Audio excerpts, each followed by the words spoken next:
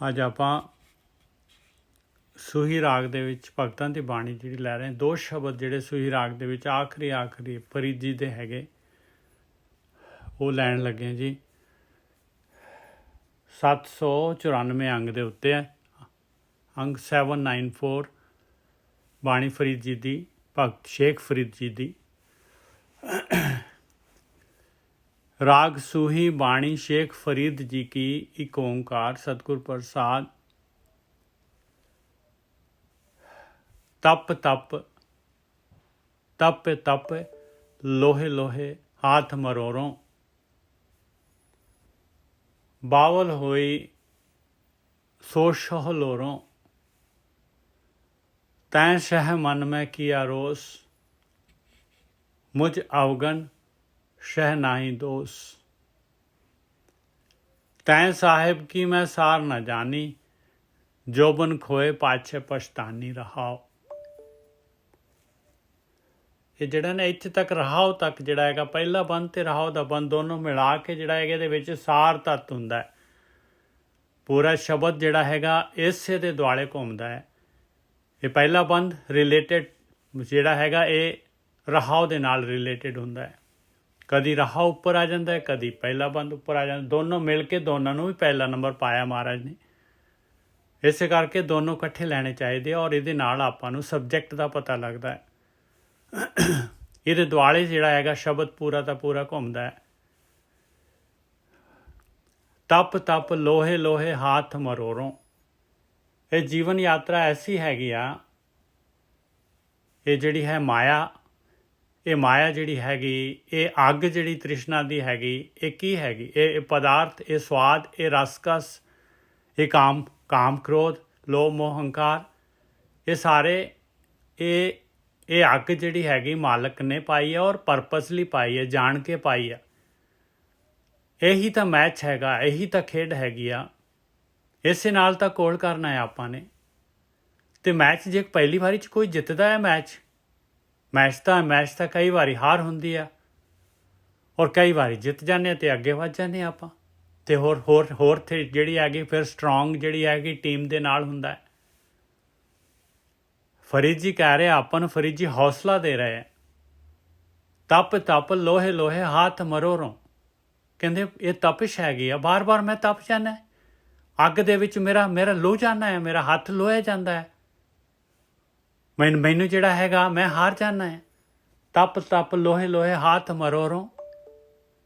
ਮੈਂ ਜਿਹੜਾ ਹੈਗਾ ਹੱਥ ਮਰੋੜਨਾ ਕੀ ਹੈ ਬਈ ਮੈਂ ਹਾਰ ਗਿਆ ਬੰਦਾ ਤੇ ਉਹ ਹੱਥ ਹੀ ਮਰੋੜੂਗਾ ਵਿਚਾਰਾ, ਹੋਰ ਕੀ ਕਰੂਗਾ।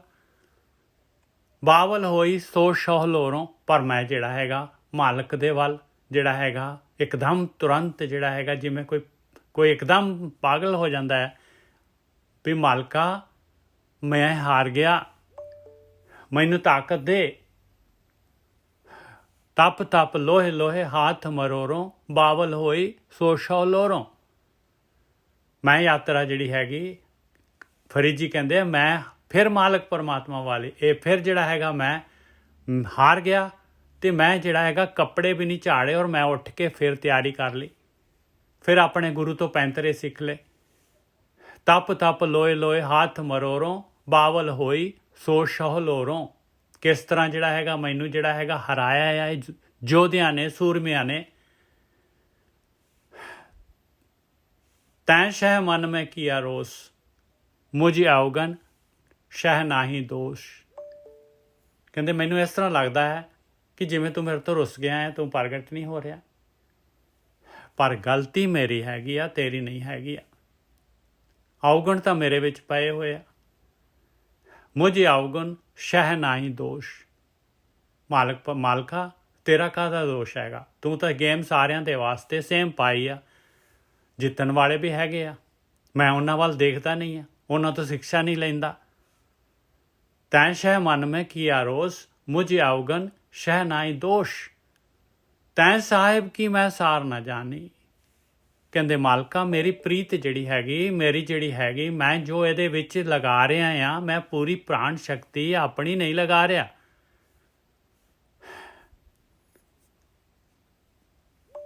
ਤੈਂ ਸਾਹਿਬ ਕੀ ਮੈਂ ਸਾਰ ਨਾ ਜਾਣੀ।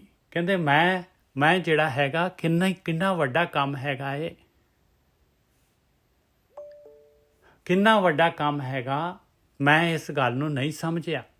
ਮੈਂ ਜਿਹੜਾ ਕੈਜੂਅਲ ਲਿਆ ਇਹਨੂੰ, ਤੈਂ ਸਾਹਿਬ ਕੀ ਮੈਂ ਸਾਰ ਨਾ ਜਾਣੀ, ਜੋਬਨ ਖੋਏ ਪਾਛੇ ਪਛਤਾਣੀ। ਔਰ ਮੇਰੀ ਜਿਹੜੀ ਉਮਰ ਲੰਘੀ ਜਾ ਰਹੀ ਹੈ, ਮੇਰਾ ਸਰੀਰ ਦੀ ਸ਼ਕਤੀ ਘਟੀ ਜਾ ਰਹੀ ਹੈ, ਜਵਾਨੀ ਜਾ ਰਹੀ ਹੈ ਮੇਰੀ, ਔਰ ਫਿਰ ਮੈਂ ਜਿਹੜੀ ਹੈਗੀ ਪਛਤਾ ਰਹੀ ਹਾਂ। ਰਹਾਓ ਤਪ ਤਪ ਲੋਹੇ ਲੋਹੇ ਹਾਥ ਮਰੋਰੋਂ, ਬਾਵਲ ਹੋਈ ਸੋ ਸ਼ਹੁ ਲੋਰੋਂ, ਤੈਂ ਸ਼ਹਿ ਮਨ ਮੈਂ ਕੀਆ ਰੋਸ, ਮੁਝੇ ਅਵਗਨ ਸ਼ਹਿ ਨਾਹੀ ਦੋਸ਼। ਹਾਂਜੀ ਗੁਰਕੀ ਸਾਹਿਬ।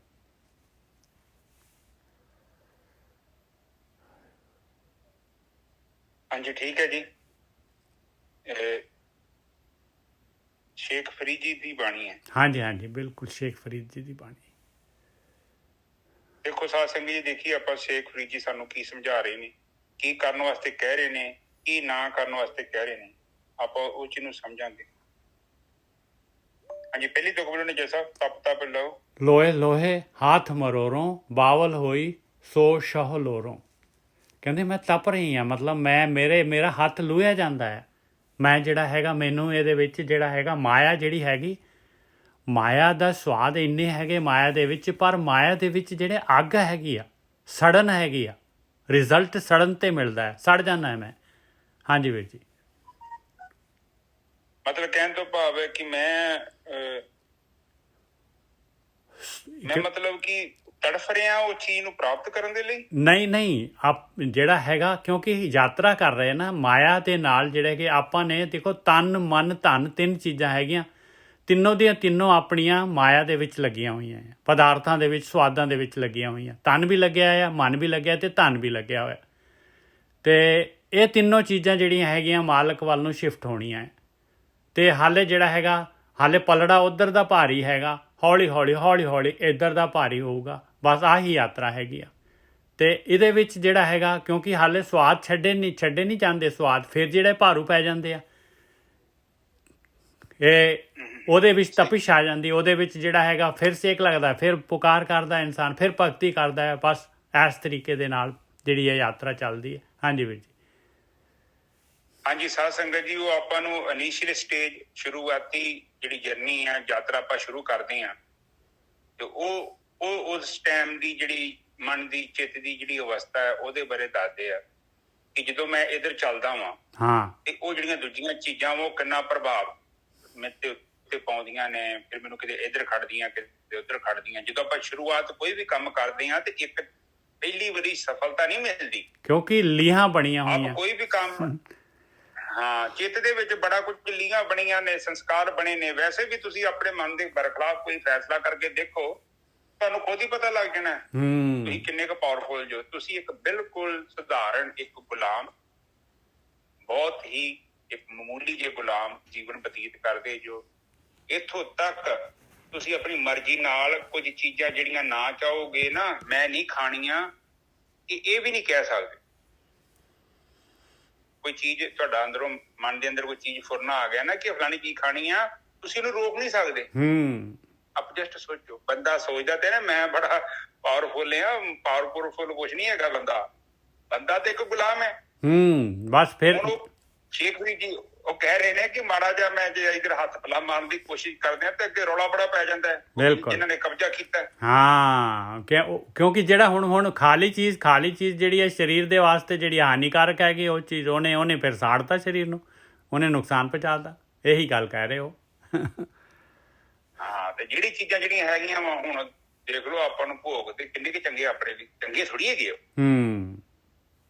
ਹੁਣ ਜਿੱਦਾਂ ਪਹਿਲਾਂ ਵੀ ਕਈ ਵਾਰੀ ਵਿਚਾਰ ਚੱਲੀ ਆ ਕਿ ਕੁੱਤਾ ਜਦੋਂ ਹੱਡੀ ਖਾਂਦਾ ਉਹਨੂੰ ਸਵਾਦ ਬਹੁਤ ਲੱਗਦਾ, ਪਰ ਉਹਨੂੰ ਪਤਾ ਨਹੀਂ ਲੱਗਦਾ ਕਿ ਉਹ ਖੂਨ ਤੇ ਉਹਦੇ ਮੂੰਹ ਚੋਂ ਹੀ ਆ ਰਿਹਾ ਵਾ, ਉਹ ਹੱਡੀ ਉਹਦੇ ਮੂੰਹ ਚ ਵੱਜ ਰਹੀ ਹੈ। ਬਿਲਕੁਲ। ਤੇ ਸਾਨੂੰ ਜਿਹੜੇ ਸੁੱਖ ਮਿਲਦੇ ਆ ਨਾ, ਜਿਹੜੇ ਅਸਲ ਦੇ ਵਿੱਚ ਦੇਖੀਏ ਨਾ, ਜਿਹੜਾ ਸੁੱਖ ਆ, ਜਿਹੜਾ ਭੋਗ ਹੈਗਾ, ਇਹ ਭੋਗ ਵੇਖਣ ਨੂੰ ਭੋਗ ਆ, ਸੁੱਖ ਦੇਣ ਦਿਆ। ਹੁਣ ਤੁਸੀਂ ਸ਼ਰਾਬ ਦੀ ਗੱਲ ਕਰ ਲਓ, ਤੁਹਾਨੂੰ ਸਾਰਿਆਂ ਨੂੰ ਪਤਾ ਹੈ ਸ਼ਰਾਬ ਨੇ ਇੱਕ ਟਾਈਮ ਆਉਣਾ ਤੁਹਾਨੂੰ ਨੇ ਦੁੱਖ ਚ ਲੈ ਜਾਣਾ ਵਾ। ਹੁਣ ਬਹੁਤ ਵਧੀਆ ਫੀਲਿੰਗ ਆਉਂਦੀ ਆ, ਬੰਦਾ ਐਨ ਚਾਅ ਨਾਲ ਤੁਰਿਆ ਫਿਰਦਾ ਵਾ, ਰਾਜਾ ਬਣ ਜਾਂਦਾ, ਕਹਿੰਦਾ 2 ਪੈਗ ਲਾ ਕੇ ਸਾਰਾ ਪਿੰਡ ਲੱਗਦਾ ਮਿੱਤਰਾਂ ਦਾ। ਉਹ ਕਿਉਂ ਲੱਗਦਾ ਹੈ? ਕਿਉਂਕਿ ਬੰਦੇ ਦੇ ਵਿਚਾਰ ਰੁਕ ਜਾਂਦੇ ਆ ਔਰ ਬੰਦੇ ਨੂੰ ਦੁਨੀਆ ਬੜੀ ਵਧੀਆ ਲੱਗਣ ਡੈ ਪੈਂਦੀ ਆ। ਪਰ ਜਿਵੇਂ ਜਿਵੇਂ ਉਹ ਨਸ਼ੇ ਦੇ ਵਿੱਚ ਜਾਂਦਾ ਹੈ, 2-4 ਸਾਲ 5 ਸਾਲ ਫਿਰ ਉਹਨੂੰ ਆਦਤ ਪੈ ਜਾਂਦੀ ਆ, ਫਿਰ ਉਹ ਤੋਂ ਬਿਨਾਂ ਜੀਵਨ ਚੱਲੇਗਾ ਨਹੀਂ। ਹੁਣ ਦੇਖੋ, ਮੈਂ ਤੁਹਾਨੂੰ ਇੱਕ ਚੀਜ਼ ਦੱਸਣਾ ਚਾਹੁੰਦਾ। ਇੱਥੇ ਸਾਡੇ ਲਾਗੇ ਸ਼ਰਾਬ ਦੇ ਠੇਕੇ ਆ। ਸਾਰਾ ਦਿਨ ਬੰਦਾ ਰਕਸ਼ਾ ਚਲਾਉਂਦਾ। ਕਿਸ ਲਈ? ਬੱਚਿਆਂ ਲਈ, ਰੋਟੀ ਲਈ ਨਹੀਂ, ਕੇਵਲ ਕਿ ਮੈਨੂੰ ਸ਼ਰਾਬ ਮਿਲ ਜੇ। ਆਪਾਂ ਜਸਟ ਸੋਚੋ ਕਿੱਦਾਂ ਦਾ ਜੀਵਨ ਹੋਊਗਾ ਉਹਨਾਂ ਦੀ। ਕਈਆਂ ਬੰਦਿਆਂ ਦੀ ਜਿਹੜੀਆਂ ਘਰ ਦੀਆਂ ਨੇ, ਉਹ ਘਰਾਂ 'ਚ ਸਫਾਈਆਂ ਕਰਦੀਆਂ ਨੇ, ਉਹ ਲੋਕਾਂ ਦੇ ਘਰ ਜਾ ਕੇ ਰੋਟੀ ਪਾਣੀ ਬਣਾਉਂਦੀਆਂ ਨੇ, ਔਰ ਉਹ ਬੰਦਾ ਕੀ ਕਰਦਾ? ਘਰੇ ਬੈਠਾ ਹੈ, ਉਹਨਾਂ ਦੇ ਪੈਸਿਆਂ ਤੋਂ ਸ਼ਰਾਬ ਪੀ ਰਿਹਾ। ਦੇਖੋ ਨਸ਼ਾ ਕਿੱਡੀ ਤੇੜੀ ਚੀਜ਼ ਹੈ। ਇਸੇ ਤਰ੍ਹਾਂ ਜਦੋਂ ਇੰਦਰੀਆਂ ਨੇ, ਜਦੋਂ ਇਹ ਸਾਡੇ ਤੇ ਜ਼ੋਰਾਵਰ ਹੋ ਜਾਂਦੀਆਂ ਨੇ ਤੇ ਸਾਨੂੰ ਫਿਰ ਗੁਲਾਮ ਬਣਾ ਲੈਂਦੀਆਂ ਨੇ। ਫਿਰ ਇਹਨਾਂ ਦੇ ਭੋਗ ਹੈਗੇ ਨੇ। ਤੁਸੀਂ ਜੋ ਮਰਜ਼ੀ ਕਰਕੇ ਵੇਖ ਲਓ, ਇਹਨਾਂ ਦੇ ਵਿਸ਼ਿਆਂ ਤੋਂ ਤੁਸੀਂ ਇਹਨਾਂ ਨੂੰ ਰੋਕ ਨਹੀਂ ਸਕਦੇ। ਇਹਨਾਂ ਆਪਣੇ ਆਪ ਹੀ ਚੱਲ ਜਾਣਾ ਉੱਥੇ। ਤੁਸੀਂ ਮਗਰੇ ਤੁਰੇ ਜਾਣਾ ਜਿੱਦਾਂ ਗਲ 'ਚ ਰੱਸੀ ਪਾਈ ਹੁੰਦੀ ਹੈ। ਜੇਕਰ ਤੁਸੀਂ ਇਹਨਾਂ ਨੂੰ ਰੋਕਣ ਦੀ ਵੀ ਕੋਸ਼ਿਸ਼ ਕਰੋਗੇ, ਬਗਾਵਤ ਹੋ ਜਾਏਗੀ ਤੁਹਾਡੇ ਅੰਦਰ। ਤੁਹਾਡੇ ਚਿੱਤ 'ਚ ਉਸੇ ਚੀਜ਼ ਨੇ ਘੁੰਮਣਾ ਔਰ ਬੰਦਾ ਪਾਗਲ ਹੋ ਜਾਂਦਾ। ਉਹ ਬੰਦਾ ਸਾਰੇ ਸੰਸਾਰ ਨੂੰ ਛੱਡ ਦਿੰਦਾ ਹੈ ਕੇਵਲ ਆਪਣੀਆਂ ਇੰਦਰੀਆਂ ਦੀ ਤ੍ਰਿਪਤੀ ਕਰਨ ਦੇ ਲਈ। ਹਾਂਜੀ ਮੇਜਰ ਸਾਹਿਬ। ਤਪ ਤਪ ਲੋਏ ਲੋਏ ਹੱਥ ਮਰੋਰੋਂ ਬਾਵਲ ਹੋਈ ਸੋ ਸ਼ਹੁ ਲੋਰੋਂ। ਕਹਿੰਦੇ ਮੈਂ ਤਾਂ ਫਿਰ ਜਿਹੜਾ ਹੈਗਾ, ਕਹਿੰਦੇ ਫਿਰ ਮੈਂ ਭਗਤੀ ਸ਼ੁਰੂ ਕਰ ਦਿੰਦਾ ਹੈ। ਤੈਂ ਸ਼ਹਿ ਮਨ ਮੈਂ ਕੀਆ ਰੋਸ। ਮੇਰੇ ਅੰਦਰ ਆਉਂਦਾ ਹੈ ਵੀ ਮੈਂ ਭਗਤੀ ਕਰ ਰਿਹਾ ਹਾਂ। ਮਾਲਕ ਪਰਮਾਤਮਾ ਜਿਹੜਾ ਹੈਗਾ ਮੇਰੇ ਉੱਤੇ ਜਿਹੜਾ ਹੈਗਾ, ਮੈਨੂੰ ਜਿਹੜਾ ਹੈਗਾ ਮਿਲ ਕਿਉਂ ਨਹੀਂ ਰਿਹਾ? ਮਾਲਕ ਪਰਮਾਤਮਾ ਮੇਰੀ ਚੜ੍ਹਾਈ ਕਿਉਂ ਨਹੀਂ ਹੋ ਰਹੀ? ਤੈਂ ਸ਼ਹਿ ਮਨ ਮੈਂ ਕੀਆ ਰੋਸ। ਕਿਤੇ ਮਾਲਕ ਪਰਮਾਤਮਾ ਨੇ ਮੇਰੇ ਨਾਲ ਜਿਹੜਾ ਗੁੱਸਾ ਕੀਤਾ ਹੋਇਆ ਹੈ। ਮੁਝ ਅਵਗਨ ਸ਼ਹਿ ਨਾਹੀ ਦੋਸ਼। ਕਹਿੰਦੇ ਅਵਗੁਣ ਤਾਂ ਮੇਰੇ ਅੰਦਰ ਹੈ ਪਾਏ, ਮਾਲਕ ਨੂੰ ਥੋੜ੍ਹੀ ਨਾ ਦੋਸ਼ ਹੈਗਾ। ਮੈਂ ਹੀ ਜਿਹੜਾ ਹੈਗਾ ਸੱਚੇ ਮਨੋਂ ਜਿਹੜਾ ਹੈਗਾ ਨਹੀਂ ਇਸ ਪਾਸੇ ਤੁਰ ਰਿਹਾ। ਹਾਂਜੀ ਵੀਰ ਜੀ। ਹੁਣ ਉਹ ਕਹਿੰਦੇ ਨੇ ਕਿ ਮੈਂ ਸ਼ਹਿਦ ਦੇ ਨਾਲ ਜਿਹੜਾ ਰੋਸ ਕੀਤਾ। ਕਈ ਵਾਰੀ ਆਪਾਂ ਗਿਲਾ ਵੀ ਤਾਂ ਕਰਦੇ ਹੀ ਹਾਂ, ਪਰ ਅਗਲੇ ਬੰਨੇ ਫੇਰ ਕਹਿੰਦੇ ਨੇ ਕਿ ਮੈਂ ਗਿਲਾ ਤੇ ਕਰਨਿਆ ਵਾਂ, ਪਰ ਕਸੂਰ ਵੀ ਮੇਰਾ। ਇੱਕ ਤੇ ਆਪਾਂ ਬੜੇ ਸਹੀ ਹੋਈਏ ਫਿਰ ਤੇ ਕੋਈ ਗੱਲ ਨਹੀਂ ਆ, ਪਰ ਹੁਣ ਸਾਡਾ ਹੀ ਕਸੂਰ ਹੋਵੇ ਉਹਦੇ ਬਾਵਜੂਦ ਆਪਾਂ ਰੋਸ ਵੀ ਕਰੀ ਜਾਈਏ ਤੇ ਗੱਲ ਬਣਦੀ ਤੇ ਨਹੀਂ ਨਾ। ਉਹੀ ਕਹਿ ਰਹੇ ਨੇ। ਹਾਂਜੀ ਮੇਜਰ ਸਾਹਿਬ। ਉਹ ਕਹਿੰਦੇ ਨਾ ਚੋਰੀ ਤੇ ਕੀ ਕਹਿੰਦੇ, ਹਮਜੋਰੀ ਕੀ ਕਹਿੰਦੇ ਹੁੰਦੇ ਆ? ਸੀਨਾ ਚੋਰੀ। ਤੇ ਸਹੀ ਹੈ। ਤੈਂ ਸਾਹਿਬ ਕੀ ਮੈਂ ਸਾਰ ਨਾ ਜਾਣੀ। ਇੱਕ ਹੋਰ ਗੱਲ ਹੈ, ਕਹਿੰਦੇ ਕਿ ਮਾਲਕਾ ਮਤਲਬ ਮੈਂ ਜਿਹੜਾ ਹੈਗਾ, ਦੇਖੋ ਸਭ ਤੋਂ ਦੁਨੀਆ ਤੋਂ ਕੀਮਤੀ ਜਿਹੜੀ ਹੈਗੀ, ਸਭ ਤੋਂ ਜਿਹੜਾ ਹੈਗਾ ਕੀਮਤੀ ਚੀਜ਼ ਨਾਮ ਹੈਗੀ ਪਰਮੇਸ਼ਰ ਦਾ ਨਾਮ ਹੈਗਾ। ਮਾਲਕ ਪਰਮਾਤਮਾ ਦੇ ਨਾਲ ਮਿਲਣਾ ਜਿਹੜਾ ਹੈਗਾ ਇਹ ਪ੍ਰਯੋਜਨ ਹੈਗਾ ਸਭ ਤੋਂ ਉੱਚਾ। ਔਰ ਇਹ ਗੇਮ ਜਿੱਤਣ ਦਾ ਆਹੀ ਇੱਕ ਹੈਗਾ, ਇਹੀ ਗੇਮ ਹੈਗੀ ਆ। ਇਸ ਚੀਜ਼ ਦੀ ਕਹਿੰਦੇ ਮੈਂ ਸਾਰ ਨਹੀਂ ਜਾਣੀ, ਮੈਂ ਕਦਰ ਨਹੀਂ ਜਾਣੀ ਇਸ ਚੀਜ਼ ਦੀ। ਮੈਂ ਜਿਹੜਾ ਹੈਗਾ ਲੱਗਿਆ ਜ਼ਰੂਰ ਹੈ, ਭਗਤੀ ਜ਼ਰੂਰ ਕਰ ਰਹੇ ਹਾਂ, ਪਰ ਮੈਂ ਜਿਹੜਾ ਹੈਗਾ ਓਨਾ ਸੀਰੀਅਸ ਨਹੀਂ ਹੈਗਾ ਭਾਈ। ਤੈਂ ਸਾਹਿਬ ਕੀ ਮੈਂ ਸਾਰ ਨਾ ਜਾਣੀ, ਜੋਬਨ ਖੋਏ ਪਾਛੇ ਪਛਤਾਨੀ। ਕਹਿੰਦੇ ਫਿਰ ਜਵਾਨੀ ਲੰਘ ਜਾਏਗੀ, ਫਿਰ ਪਿੱਛੇ ਤਾਂ ਪਛਤਾਉਣਾ ਹੀ ਪੈਣਾ ਹੈ। ਰਹਾਓ। ਹਾਂਜੀ ਵੀਰ ਜੀ। ਆਹੋ ਕਹਿੰਦੇ ਨੇ ਕਿ ਤੈ ਸ਼ਹਿ ਮਨ ਮੈਂ ਕੀਆ ਰੋਸ, ਮੁਝ ਅਵਗੁਣ ਤੈ ਨਾਹੀ ਦੋਸ਼। ਕਿ ਮੇਰੇ ਚ ਔਗਣ ਆ, ਸ਼ਹਿ ਦਾ ਕੋਈ ਦੋਸ਼ ਨਹੀਂ ਹੈਗਾ। ਕਹਿੰਦੇ ਤੈ ਸਾਹਿਬ ਕੀ ਮੈਂ ਸਾਰ ਨਾ ਜਾਣੀ, ਜੋਬਨ ਖੋਏ ਪਾਛੇ ਪਛੋਤਾਨੀ। ਠੀਕ ਹੈ। ਹੁਣ ਕਹਿੰਦੇ ਆ ਕਿ ਮੈਂ ਉਹਦੀ ਸਾਰ ਨਹੀਂ ਜਾਣੀ, ਮੈਨੂੰ ਉਹਦੀ ਕੀਮਤ ਦਾ ਨਹੀਂ ਪਤਾ ਸੀ। ਹੁਣ ਕੀਮਤ ਕਿੱਥੋਂ ਪਤਾ ਹੈ? ਹੁਣ ਆਮ ਬੰਦਾ ਤੁਸੀਂ ਦੇਖੋ, ਹੁਣ ਇੱਕ ਉਦਾਹਰਨ ਚੱਲਦੀ ਹੈ ਕਿ ਧਰਤੀ ਤੇ ਜਾਨਵਰ ਕਿਹੜਾ ਹੈ ਤੇ ਇਨਸਾਨ ਕਿਹੜਾ। ਪਰ ਅਸਲ ਦੇ ਵਿੱਚ ਜਿਹੜੇ ਆਪਾਂ ਜਾਨਵਰਾਂ ਨੂੰ ਜਾਨਵਰ ਕਹਿ ਰਹੇ ਹਾਂ, ਉਹ ਜਾਨਵਰ ਤੇ ਉਹ ਅਲੱਗ ਕਿਸਮ ਦੇ ਜਾਨਵਰ ਨੇ। ਇਨਸਾਨ ਵੀ ਜਾਨਵਰ ਨੇ। ਇਨਸਾਨ ਉਹ ਹੁੰਦਾ ਹੈ ਜਿਹਦੇ ਜੀਵਨ ਦੇ ਵਿੱਚ ਧਰਮ ਹੈ, ਉਹ ਇਨਸਾਨ ਹੈ। ਬਾਕੀ ਜਿਹੜਾ ਜੋ ਮਰਜ਼ੀ ਕਰ ਰਿਹਾ ਹੈ, ਜਿਹਦੇ ਜੀਵਨ 'ਚ ਧਰਮ ਨਹੀਂ ਆ, ਉਹ ਜਾਨਵਰ ਹੈ, ਉਹ ਇਨਸਾਨ ਨਹੀਂ ਹੈਗਾ। ਹੁਣ ਤੁਸੀਂ ਵੇਖ ਲਓ ਕਿ ਤੁਸੀਂ ਇਨਸਾਨ ਦੀ ਕੈਟਾਗਰੀ ਚ ਆਉਂਦੇ ਜੋ, ਕੋਈ ਜਾਨਵਰ ਦੀ ਕੈਟਾਗਰੀ ਚ ਆਉਂਦੇ ਜੋ। ਧਰਮ ਦਾ ਮਤਲਬ ਕੀ ਹੈ? ਧਰਮ ਦਾ ਮਤਲਬ ਇੰਨਾ ਹੈ ਕਿ ਜਿਹੜੀ ਚੀਜ਼ ਮੇਰੀ ਆ ਉਹ ਮੇਰੀ ਆ, ਤੇ ਜਿਹੜੀ ਚੀਜ਼ ਪਰਾਈ ਆ ਉਹ ਪਰਾਈ ਆ। ਭਾਵੇਂ ਕੋਈ ਵੇਖੇ ਭਾਵੇਂ ਕੋਈ ਨਾ ਵੇਖੇ। ਛੋਟਾ ਬੱਚਾ ਆ ਗਿਆ ਉਹਦੇ ਲਈ ਮੇਰੀ ਸਮਦ੍ਰਿਸ਼ਟੀ ਹੈ, ਇੱਕ ਸਿਆਣਾ ਬੰਦਾ ਆ ਗਿਆ ਉਹਦੇ ਲਈ ਵੀ ਮੇਰੀ ਸਮਦ੍ਰਿਸ਼ਟੀ ਹੈ।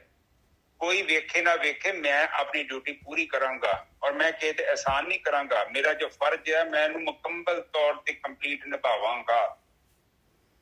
ਜੋ ਮੇਰੀਆਂ ਜ਼ਿੰਮੇਵਾਰੀਆਂ ਨੇ, ਜੋ ਮੈਨੂੰ ਪਤਾ ਹੈ ਕਿ ਮੈਨੂੰ ਕਰਨਾ ਚਾਹੀਦਾ, ਮੈਂ ਉਹ ਕਰੂੰਗਾ। ਉਹ ਬੰਦਾ ਜੇ ਧਾਰਮਿਕ ਦਾ ਮਤਲਬ ਇਹ ਨਹੀਂ ਕਿ ਜਿਹੜਾ ਪਾਠ ਪੜ੍ਹਦਾ ਹੈ, ਜਿਹੜਾ ਪੂਜਾ ਕਰੀ ਜਾਂਦਿਆ ਵਾ, ਜਿਹੜਾ 2-4 ਵਾਰੀ ਗੁਰਦੁਆਰੇ ਮੰਦਿਰ ਜਾ ਕੇ ਮੱਥਾ ਟੇਕਦਾ ਹੈ, ਉੱਥੇ ਆਰਤੀ ਕਰਦਾ ਹੈ, ਉਹ ਧਾਰਮਿਕ ਇਨਸਾਨ ਨਹੀਂ ਹੁੰਦਾ। ਇਨਸਾਨ ਨੇ ਧਰਮ ਦੀ ਇੱਕ ਗਲਤ ਫਿਲਾਸਫੀ ਕੱਢ ਦਿੱਤੀ ਆ।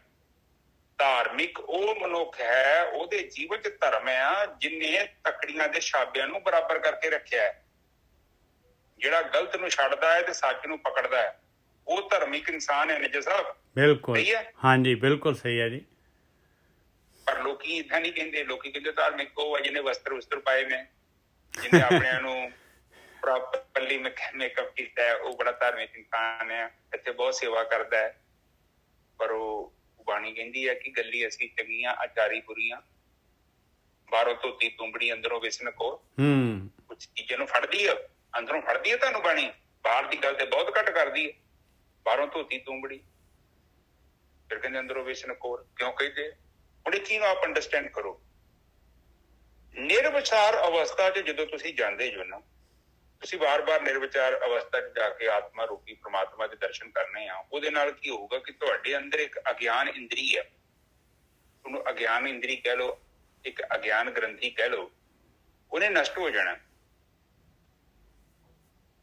ਉਹਦੇ ਨਾਲ ਨਸ਼ਟ ਹੋਣ ਦੇ ਨਾਲ ਫਿਰ ਕੀ ਹੋਵੇਗਾ? ਇਸ ਚੀਜ਼ ਨੂੰ ਆਪਨੇ ਬੜੇ ਧਿਆਨ ਦੇ ਨਾਲ ਨੋਟਿਸ ਕਰਨਾ। ਜੇ ਮੇਰੀ ਗੱਲ ਪੱਲੇ ਬੰਨ ਲੈਣੀ ਆ, ਤੁਹਾਡੀ ਅਗਿਆਨ ਇੰਦਰੀ ਨਸ਼ਟ ਹੋ ਰਹੀ ਆ ਜਾਂ ਨਹੀਂ ਹੋ ਰਹੀ, ਤੁਹਾਡੀ ਸਮਾਧੀ ਸਹੀ ਜਾਂ ਸਹੀ ਨਹੀਂ ਆ, ਉਹਦਾ ਇੱਕ ਉਹਦੀ ਕਸਵੱਟੀ ਹੈਗੀ ਆ। ਤੁਹਾਡੇ ਜੀਵਨ ਚ ਅਸ਼ੁੱਧੀ ਦੂਰ ਹੋਵੇਗੀ। ਇੱਕ ਤੇ ਜ਼ਬਰਦਸਤੀ ਮੈਂ ਕਰ ਰਿਹਾ ਨਾ, ਉਹ ਨਹੀਂ, ਉਹਦਾ ਕੋਈ ਫਾਇਦਾ ਨਹੀਂ ਹੈਗਾ। ਐਟੋਮੈਟਿਕ ਅਸ਼ੁੱਧੀ, ਹਿਰਦੇ ਦੇ ਸ਼ੁੱਧ ਹੋਣ ਦੇ ਨਾਲ ਤੁਹਾਡੇ ਅੰਦਰ ਦੀ ਹਿਰਦੇ ਰੂਪੀ ਗ੍ਰੰਥੀ ਆ, ਉਹਨੇ ਸ਼ੁੱਧ ਨੂੰ ਅਸ਼ੁੱਧ ਨੂੰ, ਉਹ ਸ਼ੁੱਧ ਦਾ ਤਿਆਗ ਕਰਕੇ ਸ਼ੁੱਧ ਵੱਲ ਤੁਰ ਪੈਣਾ। ਉਹਦੇ ਨਾਲ ਕੀ ਹੋਊਗਾ? ਤੁਹਾਡੇ ਜੀਵਨ ਚ ਜਿਹੜੀ ਹੈ ਨਾ, ਉਹ ਅਸ਼ੁੱਧੀ ਖਤਮ ਹੋਵੇਗੀ, ਸ਼ੁੱਧੀ ਆ ਜਾਏਗੀ, ਉਚਾਈ ਆ ਜਾਏਗੀ। ਜਿਵੇਂ ਜਿਵੇਂ ਉਚਾਈ ਆਵੇਗੀ ਔਰ ਜਿਵੇਂ ਜਿਵੇਂ ਸ਼ੁੱਧੀ ਆਈ, ਤੇ ਕਿੱਦਾਂ ਪਤਾ ਲੱਗੂਗਾ ਕਿ ਤੁਹਾਡੇ ਜੀਵਨ ਚ ਚੇਤਨਾ ਆਵੇਗੀ। ਚੇਤਨਾ ਜਿਹੜੇ ਤੁਹਾਡੇ ਪ੍ਰਾਣ ਨੇ ਨਾ, ਪ੍ਰਗਟ ਹੋ ਜਾਣੀ। ਪਹਿਲਾਂ ਬੜਾ ਮੱਧਮ ਹੈ ਨਾ, ਜਿਹੜੀ ਅੰਦਰ ਦੀ ਚੰਗੀ ਆਵਾਜ਼ ਹੈ, ਬਹੁਤ ਕਮਜ਼ੋਰ ਆ। ਫਿਰ ਇਹ ਜਿਹੜੀ ਚੰਗੀ ਆਵਾਜ਼ ਇਹਨੇ ਪ੍ਰਗਟ ਹੋ ਜਾਣਾ। ਇਹਦਾ ਇੰਨਾ ਪ੍ਰਕਾਸ਼ ਆ, ਹੁਣ ਸੂਰਜ ਨੂੰ ਕਿਸੇ ਹੋਰ ਦੇ ਪ੍ਰਕਾਸ਼ ਦੀ ਲੋੜ ਨਹੀਂ ਆ। ਸੂਰਜ ਖੁਦ ਆਪਣੇ ਪ੍ਰਕਾਸ਼ ਦੇ ਨਾਲ ਦੇਖ ਵੀ ਲੈਂਦਾ ਹੈ ਤੇ ਪ੍ਰਕਾਸ਼ ਵੀ ਆਪਣਾ ਹੈ ਉਹਦਾ। ਜਿੱਦਾਂ ਆਪਾਂ ਮਹੀਨੇ ਪਏ ਆ ਨਾ, ਤੇ ਸਾਡਾ ਆਪਣਾ ਪ੍ਰਕਾਸ਼ ਨਹੀਂ ਹੈਗਾ, ਤੇ ਜੇ ਬਲਬ ਜਾਂ ਟਾਰਚ ਜਾਂ ਸੂਰਜ ਦਾ ਸਹਾਰਾ ਲੈਂਦੇ ਆ। ਪਰ ਸੂਰਜ ਦਾ ਕੀ ਪ੍ਰਕਾਸ਼ ਆ? ਉਹਦਾ ਪ੍ਰਕਾਸ਼ ਵੀ ਆਪਣਾ ਹੈ ਤੇ ਉਹ ਆਪਣੇ ਪ੍ਰਕਾਸ਼ ਨਾਲ ਹੀ ਦੇਖਦਾ। ਉਸੇ ਹੀ ਤਰ੍ਹਾਂ ਜਿਵੇਂ ਤੁਹਾਡੀ ਚੇਤਨਾ ਪ੍ਰਗਟ ਹੋ ਗਈ ਤੇ ਤੁਹਾਡੇ ਅੰਦਰ ਇੱਕ ਹੋਰ ਚੀਜ਼ ਆਉਣੀ ਹੈ, ਉਹਨੂੰ ਕਹਿੰਦੇ ਵਨਨੈਸ। ਵਨਨੈਸ ਦਾ ਮੈਂ ਸਿੰਪਲ ਤਰੀਕੇ ਨਾਲ ਸਮਝਾਵਾਂ। ਵਨਨੈਸ ਦਾ ਮਤਲਬ ਹੁੰਦਾ ਹੈ ਕਿ ਬ੍ਰਹਮ ਦੇ ਨਾਲ ਇੱਕ ਮਿਕ ਹੋ ਜਾਣਾ। ਜਦੋਂ ਕਬੀਰ ਜੀ ਵੀ ਕਹਿੰਦੇ ਨੇ, ਰਾਮ ਕਬੀਰਾ ਏਕ ਭਏ ਤੇ ਕੋਈ ਨਾ ਸਕੇ ਪਛਾਣੀ। ਹੁਣ ਇਹ ਕਿੱਦਾਂ ਪਤਾ ਲੱਗੂਗਾ ਕਿ ਵਨਨੈਸ ਹੋ ਗਈ ਆ? ਉਹਦਾ ਇੱਕ ਬੜਾ ਸੌਖਾ ਜਿਹਾ ਤਰੀਕਾ ਹੈ। ਜਦੋਂ ਨਦੀ ਸਮੁੰਦਰ 'ਚ ਜਾਂਦੀ ਹੈ ਤੇ ਨਦੀ ਮਿਟ ਜਾਂਦੀ ਹੈ, ਫਿਰ ਨਦੀ ਨਹੀਂ ਰਹਿ ਜਾਂਦੀ, ਉਹ ਸਮੁੰਦਰ ਹੋ ਜਾਂਦੀ ਹੈ। ਉਸੇ ਹੀ ਤਰ੍ਹਾਂ ਜਦੋਂ ਤੁਸੀਂ ਬੰਦਗੀ ਕੀਤੀ, ਚੇਤਨਾ ਪ੍ਰਗਟ ਹੋਈ ਗਈ ਤੇ ਅਸ਼ੁੱਧੀ ਘਟਦੀ ਗਈ। ਜਿਵੇਂ ਜਿਵੇਂ ਤੁਹਾਡੇ ਅੰਦਰ ਚੇਤਨਾ ਪ੍ਰਗਟ ਹੋ ਗਈ, ਹਨੇਰਾ ਦੂਰ ਹੋ ਜਾਣਾ। ਜਿੱਦਾਂ ਘਰ ਦੇ ਵਿੱਚ ਆਪਾਂ ਕੋਈ ਬਲਬ ਰੱਖਿਆ ਹੋਵੇ, ਪਹਿਲਾਂ ਨੂੰ ਘੱਟ ਤੇ ਛੱਡਿਆ ਹੋਵੇ, ਫਿਰ ਜਿਵੇਂ ਜਿਵੇਂ ਉਹਦੇ ਸੁੱਚ ਨੂੰ ਟਰਨ ਕਰੀਏ, ਬੱਤੀ ਵੱਧ ਜਾਂਦੀ ਹੈ ਤੇ ਪ੍ਰਕਾਸ਼ ਵੱਧਦਾ ਜਾਂਦਾ ਹੈ। ਜਿਵੇਂ ਜਿਵੇਂ ਪ੍ਰਕਾਸ਼ ਵੱਧਦਾ ਹੈ, ਜਿਹੜਾ ਕਮਰੇ 'ਚ ਹਨੇਰਾ ਐਕਿਊਮੂਲੇਟ ਹੋਇਆ ਸੀ, ਇਕੱਠਾ ਹੋਇਆ ਸੀ, ਉਹਦੀ ਪਾਵਰ ਘਟਦੀ ਜਾਂਦੀ। ਇਹ ਬੜਾ ਇੱਕ ਸਿੰਪਲ ਜਿਹਾ ਫੰਡਾ ਹੈਗਾ ਹੈ, ਤੁਸੀਂ ਇਹਨੂੰ ਹਮੇਸ਼ਾ ਹੀ ਧਿਆਨ 'ਚ ਰੱਖਣਾ ਹੈ। ਜੇਕਰ ਤੁਹਾਡੇ ਜੀਵਨ ਵਿੱਚ ਅਸ਼ੁੱਧੀ ਘਟ ਰਹੀ ਹੈ, ਸ਼ੁੱਧੀ ਪ੍ਰਗਟ ਹੋ ਰਹੀ ਆ, ਇਹਦਾ ਮਤਲਬ ਕਿ ਤੁਹਾਨੂੰ ਨਿਰਵਿਚਾਰ ਸਮਾਧੀ ਮਿਲ ਰਹੀ ਹੈ। ਕਿਉਂਕਿ ਬਿਨਾਂ ਨਿਰਵਿਚਾਰ ਸਮਾਧੀ ਦੇ ਕੋਈ ਵੀ ਬੰਦਾ ਸ਼ੁੱਧ ਤੇ ਹੋ ਹੀ ਨਹੀਂ ਸਕਦਾ। ਨਿਰਵਿਚਾਰ ਹੋਣਾ ਮਤਲਬ ਕਿ ਤੁਸੀਂ ਬ੍ਰਹਮ ਦੇ ਸਾਹਮਣੇ, ਉਹਦੇ ਸਾਹਮਣੇ ਖਲੋ ਜਾਂਦੇ ਜੋ। ਜਿੱਥੇ ਫੇਰ ਕਬੀਰ ਜੀ ਕਹਿੰਦੇ ਨੇ, ਜਬ ਹਮ ਹੋਤੇ ਤਬ ਤੁਮ ਨਹੀਂ, ਜਬ ਤੁਮ ਹੋਤੇ ਤਬ ਹਮ ਨਹੀਂ। ਨਿਰਵਿਚਾਰ ਹੋਣਾ ਮਤਲਬ ਆਤਮਾ ਤੱਤ ਦਾ ਰਹਿ ਜਾਣਾ, ਉਸ ਆਖਰੀ ਬਿੰਦੂ ਦਾ ਰਹਿ ਜਾਣਾ। ਹੁਣ ਸ਼ੁਰੂ 'ਚ ਤੁਹਾਨੂੰ ਏਦਾਂ ਅਨੁਭਵ ਹੋਊਗਾ, ਜਾਂ ਤੇ ਤੁਸੀਂ ਬਹੁਤ ਵੱਡੇ ਹੋ ਗਏ ਜੋ, ਤੇ ਜਾਂ ਤੁਸੀਂ ਬਹੁਤ ਛੋਟੇ ਹੋ ਗਏ। ਦੋ ਅਨੁਭਵ ਤੁਹਾਡੇ ਖਾਸ ਕਰਕੇ ਤੁਹਾਨੂੰ ਇਹ ਮੇਜਰ ਅਨੁਭਵ ਨੇ। ਕਈ ਵਾਰੀ ਤੁਸੀਂ ਵੇਖੋਗੇ ਤੇ ਸੁਰਤੀ ਜਹਾਜ਼ ਵਾਂਗੂ ਚੜੀ ਚੜ੍ਹਨ ਤੋਂ ਬਾਅਦ ਇੱਕਦਮ ਤੁਸੀਂ ਫੈਲ ਗਏ, ਬਹੁਤ ਵੱਡੇ ਹੋ ਗਏ। ਪਰ ਇੱਕ ਵਾਰੀ ਏਦਾਂ ਦੀ ਅਵਸਥਾ ਵੀ ਆਉਂਦੀ ਹੈ, ਤੁਸੀਂ ਛੋਟੇ ਹੁੰਦੇ ਗਏ, ਛੋਟੇ ਹੁੰਦੇ ਗਏ, ਛੋਟੇ ਹੁੰਦੇ ਗਏ, ਛੋਟੇ ਹੁੰਦੇ ਗਏ, ਇੱਕ ਸਮਾਂ ਆ ਗਿਆ ਤੁਸੀਂ ਇੰਨੇ ਸੂਖਮ ਹੋ ਗਏ, ਤੁਸੀਂ ਉਸ ਤੋਂ ਵੱਧ ਸੂਖਮ ਨਹੀਂ ਹੋ ਸਕਦੇ। ਉਹ ਤੁਹਾਡੀ ਆਖਰੀ ਪਰਤ ਆ। ਕਹਿੰਦੇ ਖਸਖਾਸ ਦੇ ਵਿੱਚ ਕਹਿੰਦੇ 7 ਪੜਦੇ ਹੁੰਦੇ ਆ। ਉਸੇ ਹੀ ਤਰ੍ਹਾਂ ਜਦੋਂ ਸਾਡਾ ਸੂਖਮ ਸਰੀਰ ਹੈ, ਤੁਸੀਂ ਤੁਰਦੇ ਗਏ, ਤੁਰਦੇ ਗਏ, ਤੁਰਦੇ ਗਏ, ਤੁਰਦੇ ਗਏ, ਇੱਕ ਸਮਾਂ ਆਊਗਾ ਤੁਸੀਂ ਇੱਕ ਆਖਰੀ ਬਿੰਦੂ ਤੇ ਪਹੁੰਚ ਜਾਓਗੇ। ਉਸ ਬਿੰਦੂ ਤੇ ਤੁਸੀਂ ਅੱਗੇ ਨਹੀਂ ਜਾ ਸਕਦੇ। ਜਿੱਦਾਂ ਤੁਸੀਂ ਉੱਥੇ ਪਹੁੰਚ ਗਏ, ਸਮਝ ਲਓ ਕਿ ਤੁਸੀਂ ਮੰਜ਼ਿਲ ਤੇ ਪਹੁੰਚ ਗਏ। ਦੇਖੋ, ਅਨੁਭਵ ਜਿਹੜੇ ਹੁੰਦੇ ਨਾ, ਉਹ ਬੇਸਿਕਲੀ ਰਸਤੇ ਦੇ ਮਾਈਲਸਟੋਨ ਆ। ਅਨੁਭਵ ਸਾਡੇ ਜੀਵਨ ਦਾ ਮਕਸਦ ਨਹੀਂ ਹੈਗਾ। ਆਪ ਇਸ ਨੂੰ ਸਮਝੋ ਪਲੀਜ਼। ਕਹਿਣ ਤੋਂ ਭਾਵ ਹੈ, ਮੈਂ ਜਾਣਾ ਦਿੱਲੀ, ਮੈਂ ਅੰਮ੍ਰਿਤਸਰ ਤੁਰਿਆ, ਰਾਹ ਦੇ ਵਿੱਚ ਜਲੰਧਰ ਆਇਆ, ਲੁਧਿਆਣਾ ਆ ਗਿਆ, ਇਹ ਰਸਤੇ ਦੇ ਪੜਾਅ ਨੇ, ਠੀਕ ਹੈ ਨਾ ਜੀ ਸਾਹਿਬ? ਬਿਲਕੁਲ। ਇਹ ਮੰਜ਼ਿਲ ਨਹੀਂ ਹੈਗੀ। ਜੇ ਮੈਨੂੰ ਮੰਜ਼ਿਲ ਸਮਝ ਕੇ ਬਹਿ ਜਾਂਦਾ, ਇਹਦਾ ਮਤਲਬ ਮੈਂ ਬੇਵਕੂਫ ਹਾਂ, ਕਿਉਂਕਿ ਮੈਂ ਪਹੁੰਚਿਆ ਹੀ ਨਹੀਂ। ਪੜਾਅ ਨੂੰ ਮੰਜ਼ਿਲ ਸਮਝ ਲਿਆ। ਅਸਲ ਦੇ ਵਿੱਚ ਜਿਹੜੀ ਮੰਜ਼ਿਲ ਮੇਰੀ ਆ, ਉਹਨੂੰ ਕਹਿੰਦੇ ਅਨੁਭਵ ਰਹਿਤ ਅਨੁਭਵ। ਜਦੋਂ ਸਾਰੇ ਅਨੁਭਵ ਸ਼ਾਂਤ ਹੋ ਗਏ ਤੇ ਤੁਸੀਂ ਸੱਚ ਚਿੱਤ ਆਨੰਦ ਹੋ ਜਾਣਾ। ਹੁਣ ਕੋਈ ਅਨੁਭਵ ਨਹੀਂ ਰਹਿ ਗਿਆ। ਇਹਦਾ ਮਤਲਬ ਇਹ ਨਹੀਂ ਉਹ ਜਿਹੜਾ ਖੋਪੜੀ ਚ ਖਾਸਰਾ ਚੱਕਰ ਉਹ ਤੇ ਐਕਟੀਵੇਟ ਰਹੂਗਾ, ਨਾਭੀ ਚੱਕਰ ਵੀ ਐਕਟੀਵੇਟ ਰਹੂਗਾ। ਹੁਣ ਮੈਨੂੰ ਪਤਾ ਨਹੀਂ ਕੱਲ ਕਿ ਪਰਸੋਂ ਫੋਨ ਕੀਤਾ ਗਏ ਨੇ, ਕਹਿੰਦੇ ਕਿ ਵੀਰ ਜੀ ਇੱਥੇ ਨਾ ਮੇਰੇ ਦਿਲ ਦੇ ਚ ਇੰਝ ਲੱਗਦਾ ਕਿ ਬਹੁਤ ਜ਼ਿਆਦਾ ਉੱਥੇ ਐਕਟੀਵਿਟੀ ਹੋ ਰਹੀ ਹੈ। ਮੈਂ ਐਕਟੀਵਿਟੀ ਨਹੀਂ ਹੋ ਰਹੀ, ਅਸਲ ਦੇ ਵਿੱਚ ਤੁਹਾਡੇ ਅੰਦਰ ਜਿਹੜਾ ਖੂਨ ਚੱਲਦਾ ਪਿਆ ਨਾ, ਬਲੱਡ ਫਲੋ, ਉਹ ਤੁਹਾਨੂੰ ਪਹਿਲਾਂ ਪਤਾ ਨਹੀਂ ਸੀ। ਹੁਣ ਤੁਹਾਡੇ ਅੰਦਰ ਸੈਂਸਿਟੀਵਿਟੀ ਵੱਧ ਗਈ ਹੈ। ਉਹਦੇ ਕਰਕੇ ਵੇਖੋਗੇ ਨਾ, ਤੁਹਾਡੇ ਦਿਲ ਦੇ ਲਾਗੇ ਜੇ ਪਤਾ ਲੱਗੂਗਾ ਕਿ ਬੜਾ ਕੁਝ ਉੱਥੇ ਕੋਈ ਜਾ ਰਿਹਾ ਤੇ ਕੁਝ ਭੱਜ ਕੇ ਬਾਹਰ ਨੂੰ ਆ ਰਿਹਾ। ਉਹ ਸਾਡੇ ਦਿਲ ਦੀ ਜਿਹੜੀ ਧੜਕਣ ਆ, ਜਿਹੜਾ ਬਲੱਡ ਦਾ ਸਰਕੂਲੇਸ਼ਨ ਹੈ ਨਾ, ਉੱਥੋਂ ਜਿਹੜੀ ਸਾਨੂੰ ਅਨੁਭਵ ਹੋਣ ਲੱਗ ਜਾਂਦੀ ਹੈ। ਤੁਸੀਂ ਬਹੁਤ ਜ਼ਿਆਦਾ ਆਪਣੇ ਆਪ ਨੂੰ ਜਦੋਂ ਧਿਆਨ ਨਾਲ ਦੇਖਿਆ ਤੇ ਤੁਹਾਡੀ ਜਿਹੜੀ ਚੇਤਨਾ ਪ੍ਰਗਟ ਹੋ ਜਾਏਗੀ। ਤੁਸੀਂ ਆਪਣੇ ਸਰੀਰ ਦੇ ਅੰਦਰ ਇੱਥੋਂ ਤੱਕ ਖੂਨ ਚੱਲਦਾ ਵੀ ਮਹਿਸੂਸ ਕਰ ਸਕਦੇ ਹੋ। ਤੁਹਾਨੂੰ ਪਤਾ ਲੱਗੂਗਾ ਕਿ ਹੱਥ ਦੇ ਵਿੱਚ ਕੋਈ ਚੀਜ਼ ਸਰ ਸਰ ਸਰ ਸਰ ਕਰਦੀ ਪਈ। ਕਿਉਂ ਕਰਦੀ ਪਈ ਆ? ਕਿਉਂਕਿ ਤੁਹਾਡੀ ਸੈਂਸਿਟੀਵਿਟੀ ਬਹੁਤ ਵੱਧ ਗਈ ਹੈ। ਇੱਕੋ ਸਮਾਂ ਅਵਸਥਾ ਰਹੇਗੀ, ਬਾਅਦ ਚ ਚੱਲ ਜਾਏਗੀ, ਇਹ ਸਭ ਕੁਝ ਨਾਰਮਲ ਹੋ ਜਾਏਗਾ। ਤੋ ਇਹ ਗੱਲਾਂ ਜਿਹੜੀਆਂ ਤੁਹਾਡੇ ਨਾਲ ਮੈਂ ਸਾਂਝੀਆਂ ਕੀਤੀਆਂ ਵਾ, ਇਹਨਾਂ ਨੂੰ ਤੁਸੀਂ ਧਿਆਨ ਦੇ ਨਾਲ ਵਿਚਾਰ ਕਰਨਾ। ਠੀਕ ਹੈ ਨਾ ਜੀ ਸਾਹਿਬ? ਅੱਗੇ ਬੋਲੀ। हाँ, तय साहेब की मैं सार न जानी, जोबन खोए पाछे पछतानी, रहाओ काली कोयल तू कित गुण काली। ਹੁਣ ਜਿਹੜਾ ਹੈਗਾ ਐਗਜ਼ਾਮਪਲ ਦੇਖੋ ਕੋਇਲ ਦਾ, ਐਡਰੈਸ ਕੋਇਲ ਦਾ, ਬਾਣੀ ਜਿਹੜੀ ਹੈਗੀ ਕੋਇਲ ਦੀ ਗੱਲ ਕਰ ਰਹੀ। ਕੋਇਲ ਨੂੰ ਕੁਐਸਚਨ ਕਰ ਰਿਹਾ ਫਰੀਦ ਜੀ, ਭਈ ਤੂੰ ਜਿਹੜਾ ਹੈਗਾ ਕਾਹਦੇ ਲਈ ਕਾਲੀ ਹੈਗੀ ਆ? ਕੋਇਲ ਬੋਲਦੀ ਹੈ, ਮਿੱਠੀ ਬੋਲਦੀ ਹੈ, ਪਰ ਤੂੰ ਜਿਹੜੀ ਹੈਗੀ ਕਾਲੀ ਹੈਗੀ ਆ, ਕਿਉਂ? ਆਪਣੇ ਪ੍ਰੀਤਮ ਕੇ ਹਾਂ ਬਿਰਹਿ ਜਾਲੀ, ਕਹਿੰਦੇ ਇਸ ਕਰਕੇ ਕਾਲੀ ਆ ਕਿਉਂਕਿ ਮੈਨੂੰ ਮੇਰੇ ਪ੍ਰੀਤਮ ਦਾ ਵਿਯੋਗ ਹੈਗਾ। ਇਸੇ ਤਰੀਕੇ ਦੇ ਨਾਲ ਆਪਾਂ ਇਸ ਗੱਲ ਨੂੰ ਇਹ ਆਪਣੇ ਮਨ ਨੂੰ ਪੁੱਛ ਰਹੇ ਫਰੀਦ ਜੀ, ਭਾਈ ਤੂੰ ਕਿਉਂ ਕਾਲਾ ਹੈ? ਭਾਈ ਕਿਉਂ ਸੰਸਕਾਰ ਹੈਗੇ ਤੇਰੇ ਇਹ ਮਾੜੇ ਜਿਹੜੇ ਹੈਗੇ, ਤੇਰੇ ਐਬ ਕਿਉਂ ਹੈਗੇ ਆ? ਕਹਿੰਦੇ ਇਹ ਐਬ, ਇਹ ਸੰਸਕਾਰ ਇਸ ਕਰਕੇ ਹੈਗੇ ਕਿਉਂ ਇਨਸਾਨ ਜਿਹੜਾ ਹੈਗਾ ਸਵਾਦਾਂ ਦੇ ਵਿੱਚ ਜਿਹੜੇ ਹੈਗੇ, ਰਸ ਕਸ ਜਿਹੜੇ ਹੈਗੇ ਇਹਨਾਂ ਦੇ ਵਿੱਚ ਜਾਂਦਾ ਹੈ, ਕਿਉਂਕਿ ਉਹਨੂੰ ਜਿਹੜਾ ਹੈਗਾ ਵਧੀਆ ਚੀਜ਼ ਹੈ ਨਹੀਂ ਗੀ ਉਹਦੇ ਕੋਲ, ਵਧੀਆ ਸਵਾਦ ਹੈ ਨਹੀਂ ਗਾ ਉਹਦੇ ਕੋਲ। ਇਸ ਕਰਕੇ ਜਿਹੜਾ ਹੈਗਾ ਇਹ ਕਾਲਕ ਹੈਗੀ ਭਾਈ, ਇਹ ਸਵਾਦ ਇਸ ਕਰਕੇ ਜਿਹੜੇ ਹੈਗੇ ਇਹ ਕਾਮ ਕ੍ਰੋਧ ਲੋਭ ਮੋਹ ਹੰਕਾਰ ਹੈਗੇ ਆ। ਕਾਲੀ ਕੋਇਲ ਤੂੰ ਕਿਤ ਗੁਣ ਗਾਲੀ, ਆਪਣੇ ਪ੍ਰੀਤਮ ਕੇ ਹੋਂ ਬਿਰਹਿ ਜਾਲੀ। ਇਸ ਕਰਕੇ ਭਾਈ ਪਰਮਾਤਮਾ ਦੇ ਵਿਯੋਗ ਦੇ ਨਾਲ ਜਿਹੜਾ ਪਰਮੇਸ਼ਰ ਤੇ ਭੁੱਲਿਆ ਵਿਆਪਣ ਸਭੇ ਰੋਗ। ਮਾਲਕ ਤੋਂ ਭੁੱਲ ਗਏ ਆ, ਬਸ ਇਹ ਕਾਲਕ ਤਾਂ ਹੀ ਹੈਗੀ ਆ ਕਾਲਕ। ਮਾਲਕ ਨੂੰ ਯਾਦ ਕਰਨਾ ਸ਼ੁਰੂ ਕਰਤਾ, ਧਿਆਨ ਸਿਮਰਨ ਸ਼ੁਰੂ ਕਰਤਾ। ਧਿਆਨ ਕੀ ਹੈ? ਮਾਲਕ ਨੂੰ ਅੰਗ ਸੰਗ ਮਹਿਸੂਸ ਕਰਨਾ, ਤੇ ਬਸ ਕਾਲਕ ਜਾਣੀ ਸ਼ੁਰੂ ਹੋ ਜਾਏਗੀ। ਕਾਲੀ ਕੋਇਲ ਤੂੰ ਕਿਤ ਗੁਣ ਕਾਲੀ, ਆਪਣੇ ਪ੍ਰੀਤਮ ਕੇ ਹੋਂ ਬਿਰਹਿ ਜਾਲੀ, ਪਿਰੈ ਬਿਹੂਨ ਕਤੈ ਸੁਖ ਪਾਏ। ਕਹਿੰਦੇ ਮਾਲਕ ਤੋਂ ਬਗੈਰ ਸੁਖ ਹੋਈ ਇੰਪੋਸੀਬਲ ਹੈ। ਸੁਖ ਨਾਮ ਦੀ ਚੀਜ਼ ਆਉਣੀ ਨਹੀਂ ਹੈ, ਕਦੀ ਵੀ ਨਹੀਂ ਆਉਣੀ। ਜਾਂ ਹੋਏ ਕਿਰਪਾਲ ਤਾਂ ਪ੍ਰਭੂ ਮਿਲਾਏ।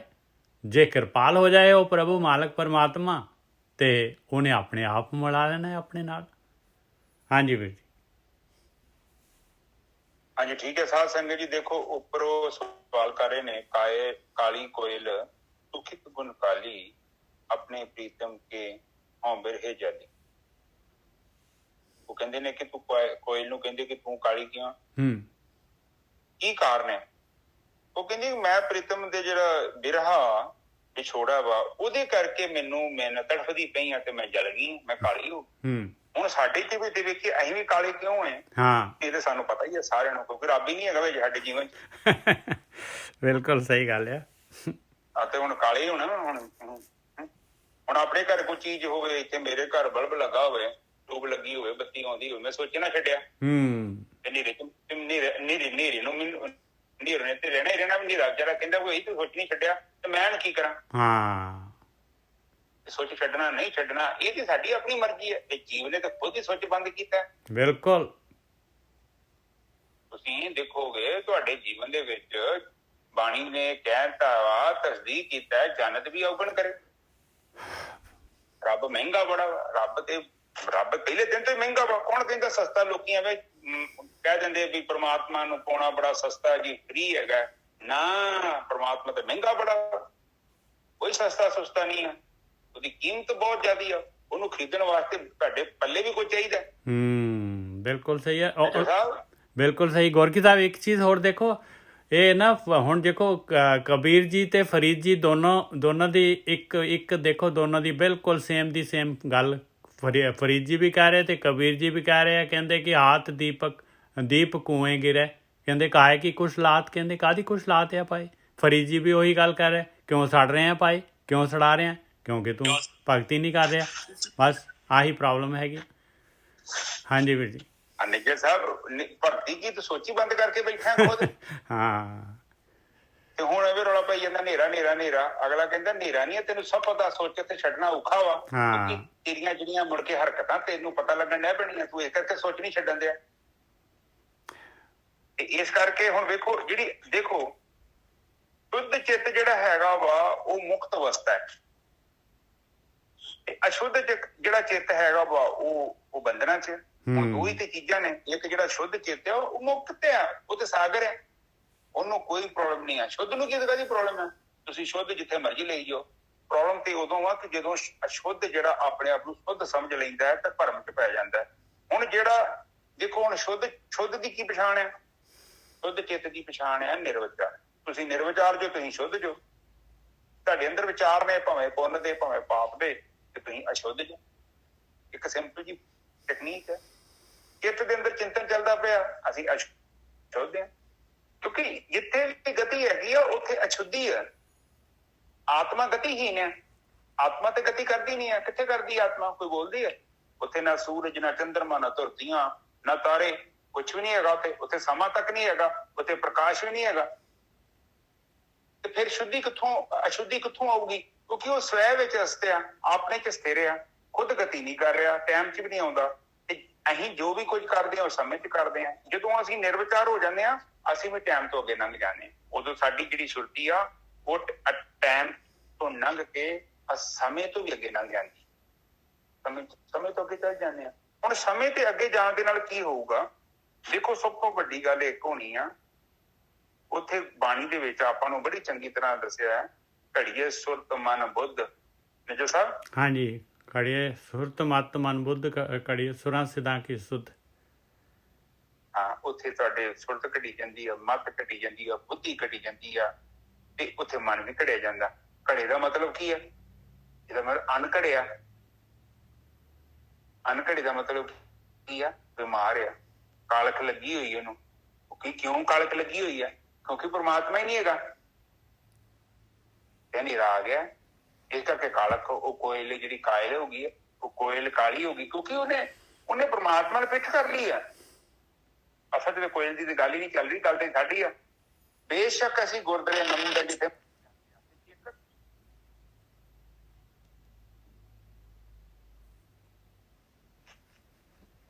ਤੇ ਜੇਕਰ ਸਾਡੇ ਜੀਵਨ ਚ ਧਰਮ ਹੀ ਨਹੀਂ ਹੈਗਾ ਤੇ ਅਸੀਂ ਅਸ਼ੁੱਧ ਹੈਗੇ।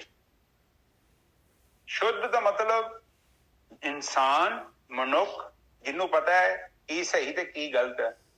ਅਸ਼ੁੱਧ ਦਾ ਮਤਲਬ ਜਾਨਵਰ, ਜਿਹਦੀ ਜੀਵਨ ਚ ਧਰਮ ਹੀ ਨਹੀਂ ਹੈਗਾ, ਉਹਨੂੰ ਨਹੀਂ ਕੁਛ ਪਤਾ, ਉਹ ਤੇ ਬੇਹੋਸ਼ ਹੈਗਾ, ਉਹਨੂੰ ਕੁਛ ਵੀ ਨਹੀਂ ਪਤਾ, ਉਹ ਦੂਜਿਆਂ ਤੇ ਬੋਝ ਹੈ, ਆਪਣਾ ਕੰਮ ਨਹੀਂ ਕਰਦਾ, ਤੇ ਉਹ ਕਹਿੰਦੇ ਮੁਰਗਾਰ ਖਾਂਦਾ ਹੈ, ਪਰਾਇਆ ਹੱਕ ਖਾਂਦਾ ਹੈ। ਨਿਜਰ ਸਾਹਿਬ ਸਹੀ ਹੈ ਜੀ? ਬਿਲਕੁਲ ਬਿਲਕੁਲ।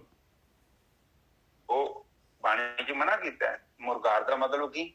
ਜਿਹੜੀ ਚੀਜ਼ ਮੈਂ ਕਮਾਈ ਨਹੀਂ ਕੀਤੀ, ਆਪ ਜਸਟ ਸੋਚੋ, ਇੱਥੇ ਮੈਂ ਕੰਮ ਨਹੀਂ ਕੀਤਾ, ਬਿਨਾਂ ਕੰਮ ਕੀਤੇ ਮੈਂ ਰੋਟੀ ਖਾ ਰਿਹਾ, ਕਿੱਥੋਂ ਆ ਰਹੀ ਹੈ? ਔਰ ਨਾ ਕੋਈ ਫੈਕਟਰੀ, ਨਾ ਗੱਲ, ਨਾ ਬਾਤ, ਕਿੱਥੋਂ ਆ ਰਹੇ ਪੈਸੇ ਉਹ? ਦੋਨਾਂ ਨੂੰ ਕਹਿ ਰਹੇ ਆ ਦੇਖੋ ਕਿ ਹੱਕ ਪਰਾਇਆ ਨਾਨਕਾ, ਉਸ ਸੂਰ ਉਸ ਗਾਏ, ਦੋਨਾਂ ਨੂੰ ਕਹਿ ਰਹੇ ਆ। ਤੇ ਵੇਖ ਲਓ, ਫਿਰ ਮਨਾ ਕਰਦੇ ਨੇ, ਸਾਨੂੰ ਸਮਝਾ ਕੇ ਗਏ ਨੇ, ਪਰ ਆਪਾਂ ਉਹ ਚੀਜ਼ ਤੇ ਪੜ੍ਹਨੀ ਨਹੀਂ ਹੁੰਦੀ। ਆਪਾਂ ਪੜ੍ਹਦੇ ਹਾਂ ਦੂਜੀਆਂ ਤੁਕਾਂ, ਜਿੱਥੇ ਸੁਖਮਨੀ ਸਾਹਿਬ ਦੇ 5 ਪਾਠ ਕਰ ਲਓ, ਜਪਜੀ ਸਾਹਿਬ ਦੇ 5 ਪਾਠ ਕਰ ਲਓ ਜੀ, ਉੱਥੇ ਝਾੜੂ ਮਾਰ ਆਓ, ਤੇ ਅਗਲੇ ਬੰਨੇ ਉਹ ਕਹਿੰਦੇ ਆ ਕਿ ਮਿਹਨਤ ਨਾਲ ਪੈਸੇ ਕਮਾਉਣੇ ਆ, ਉਹ ਤੋਂ ਕੋਲ ਤੇ ਕੋਈ ਜਾਂਦਾ ਹੀ ਨਹੀਂ। ਜੋ ਕੰਮ ਕਰਨਾ ਕਾਫੀ ਔਖਾ ਹੈ। ਕੱਚੇ ਮਾਰ ਕੇ ਚੱਲਿਆ ਤੇ ਉਸ ਤੇ ਕਰੇ ਜਹਾਨ, ਉਹ ਕੋਈ ਉੱਥੇ ਤੇ ਉਹ ਕਹਿੰਦੇ ਆ ਕਿ ਸਿਰ ਦੀਜੀਏ ਤੇ ਕਾਣ ਨਾ ਕੀਜੀਏ ਸਿਰ ਦੇ, ਉਹ ਤੇ ਪਿੱਛੇ ਨਹੀਂ ਸਟੈਪ ਬੈਕ ਨਹੀਂ ਕਰ ਸਕਦੇ। ਪਰਮਾਤਮਾ ਤੇ ਇਮਤਿਹਾਨ ਲੈਂਦਾ। ਉਹ ਕਹਿੰਦਾ ਬਈ ਤੂੰ, ਕਹਿੰਦਾ ਜੋ ਤੂੰ ਪ੍ਰੇਮ ਖਿਲਨ ਕਾ ਚਾਹੋ, ਸਿਰ ਧਰ ਤਲੀ ਗਲੀ ਮੋਰੀ ਆਓ, ਸਿਰ ਧਰ ਤਲੀ ਗਲੀ ਮੋਰੀ ਆਓ। ਹਾਂਜੀ, ਇਤ ਪੈਰ ਧਰੀਜੀਏ ਸਿਰ ਦੀਜੀਏ ਕਾਣ ਨਾ ਕੀਜੀਏ। ਹਾਂ, ਇਤ ਮਾਰਗ ਪੈਰ ਧਰੀਜੇ ਸਿਰ ਦੀਜੇ ਕਾਣ ਨਾ ਕੀਜੇ। ਹਾਂਜੀ, ਆਹੋ, ਉਹ ਕਹਿੰਦੇ ਮਾਰਗ ਏਦਾਂ ਦਾ ਵਾ ਕਿ ਤੂੰ ਸਿਰ ਵੀ ਤੇਰਾ ਲੈ ਲੈਣਗੇ ਅਗਲੇ, ਮੰਗ ਲੈਂਦਾ। ਗੁਰੂ ਗੋਬਿੰਦ ਸਿੰਘ ਜੀ ਤੋਂ ਲਏ ਸੀ ਉਹਨਾਂ ਨੇ ਫੀਸ, ਪਿਓ ਦਾ ਵੀ ਸੀਸ ਦੇਣਾ ਪਿਆ, ਫਿਰ ਬੱਚੇ ਮੰਗ ਲਏ। ਮਹਿੰਗਾ ਕੰਮ ਹੈ ਨਿਜਰ ਸਾਹਿਬ, ਬਿਲਕੁਲ। ਅਸਲੀ ਪਰਮਾਤਮਾ ਕੋ ਜਾਣਾ ਕਾਫੀ ਮਹਿੰਗਾ ਕੰਮ ਹੈ। ਮੈਂ ਨਹੀਂ ਕਹਿੰਦਾ ਕਿ ਬੜਾ ਸਸਤਾ, ਬਿਲਕੁਲ ਹੀ ਸਸਤਾ ਨਹੀਂ ਕੰਮ। ਇਸੇ ਲਈ ਤਾਂ ਕਹਿੰਦੇ ਕੋਟਨ ਮੇਂ ਇੱਕ, ਕਿਉਂਕਿ ਮਹਿੰਗਾ ਸੌਦਾ। ਮਹਿੰਗਾ ਤੇ ਤੁਹਾਨੂੰ ਪਤਾ ਹੀ ਹੈ, ਪਰ ਹੀਰਾ ਮਹਿੰਗਾ ਤਾਂ ਹੁਣ ਕੋਈ ਖਰੀਦ ਥੋੜੀ ਸਕਦਾ ਉਹਨੂੰ। ਕਿੰਨੇ ਕੁ ਲੋਕ ਲੈਣਗੇ ਹੀਰੇ? ਕਿੰਨਿਆਂ ਕੋ ਹੈਗੇ ਨੇ? ਜ਼ਿਆਦਿਆਂ ਕੋ ਨਹੀਂ ਹੈਗੇ ਅਸਲੀ ਹੀਰੇ, ਕਿਉਂਕਿ ਕਰੋੜਾਂ ਦੇ ਤੇ ਹੈਗੇ, 5-5, 7-7 ਕਰੋੜ ਦਾ ਤੇ ਇੱਕ ਹੀਰਾ। ਇਸ ਕਰਕੇ ਘੱਟ ਲੋਕਾਂ ਕੋਲ। ਇਹ ਵੀ ਸੌਦਾ ਬੜਾ ਮਹਿੰਗਾ ਹੈ, ਇਸ ਨੂੰ ਸਾਰੇ ਲੋਕ ਨਹੀਂ ਖਰੀਦ ਸਕਦੇ, ਕਿਉਂਕਿ ਮਹਿੰਗੀ ਚੀਜ਼ ਹੈ, ਸਾਰਿਆਂ ਦੇ ਵੱਸ ਦੀ ਗੱਲ ਨਹੀਂ ਹੈ। ਹੁਣ ਭੋਗਾਂ ਦਾ ਤਿਆਗ ਕਿਹੜਾ ਕਰੇ? ਇੱਥੇ ਇੰਦਰੀਆਂ ਦੇ ਸੁੱਖ ਬੜੇ ਆ, ਬੰਦੇ ਨੂੰ ਆਨੰਦ ਵੱਜੇ ਪਏ ਨੇ, ਔਰ ਉਹ ਬੰਦੇ ਦਾ ਤੇ ਪਸ਼ੂ ਜਾਨਵਰ ਹੈ, ਪਸ਼ੂ ਵਾਲਾ ਜੀਵਨ ਹੈ ਉਹਦਾ। ਤੇ ਉਹ ਪਸ਼ੂ ਤੇ ਫਿਰ ਵੀ ਇੱਕ ਚੀਜ਼ ਨੂੰ ਖਾ ਕੇ ਵੇਖੋ, ਪਸ਼ੂ ਨੂੰ ਜਿਹੜਾ ਢਿੱਡ ਭਰ ਗਿਆ ਫਿਰ ਨਹੀਂ ਵੱਧ ਖਾਂਦਾ ਉਹ। ਪਰ ਸਾਡੇ ਚ ਇਹ ਆ, ਸਾਡੇ ਚ ਪਸ਼ੂ ਤੋਂ ਵੀ ਵੱਡਾ ਪਸ਼ੂ ਹੈਗਾ। ਸਾਡੇ ਜਿਹੜਾ ਅੰਦਰ ਜਾਨਵਰ ਰਹਿੰਦਾ ਹੈ ਨਾ, ਉਹਦਾ ਢਿੱਡ ਨਹੀਂ ਭਰਦਾ। ਉਹ ਕਹਿੰਦਾ ਵਾ ਅੱਗੋਂ, ਕਹਿੰਦਾ ਢਿੱਡ ਤੇ ਭਰ ਗਿਆ ਪਰ ਮੇਰੀ ਨੀਅਤ ਨਹੀਂ ਰੱਜੀ। ਸਹੀ ਹੈ ਨਾ ਜਰ ਸਾਹਿਬ? ਬਿਲਕੁਲ। ਕਿੱਦਾਂ ਦਾ ਜਾਨਵਰ ਆ?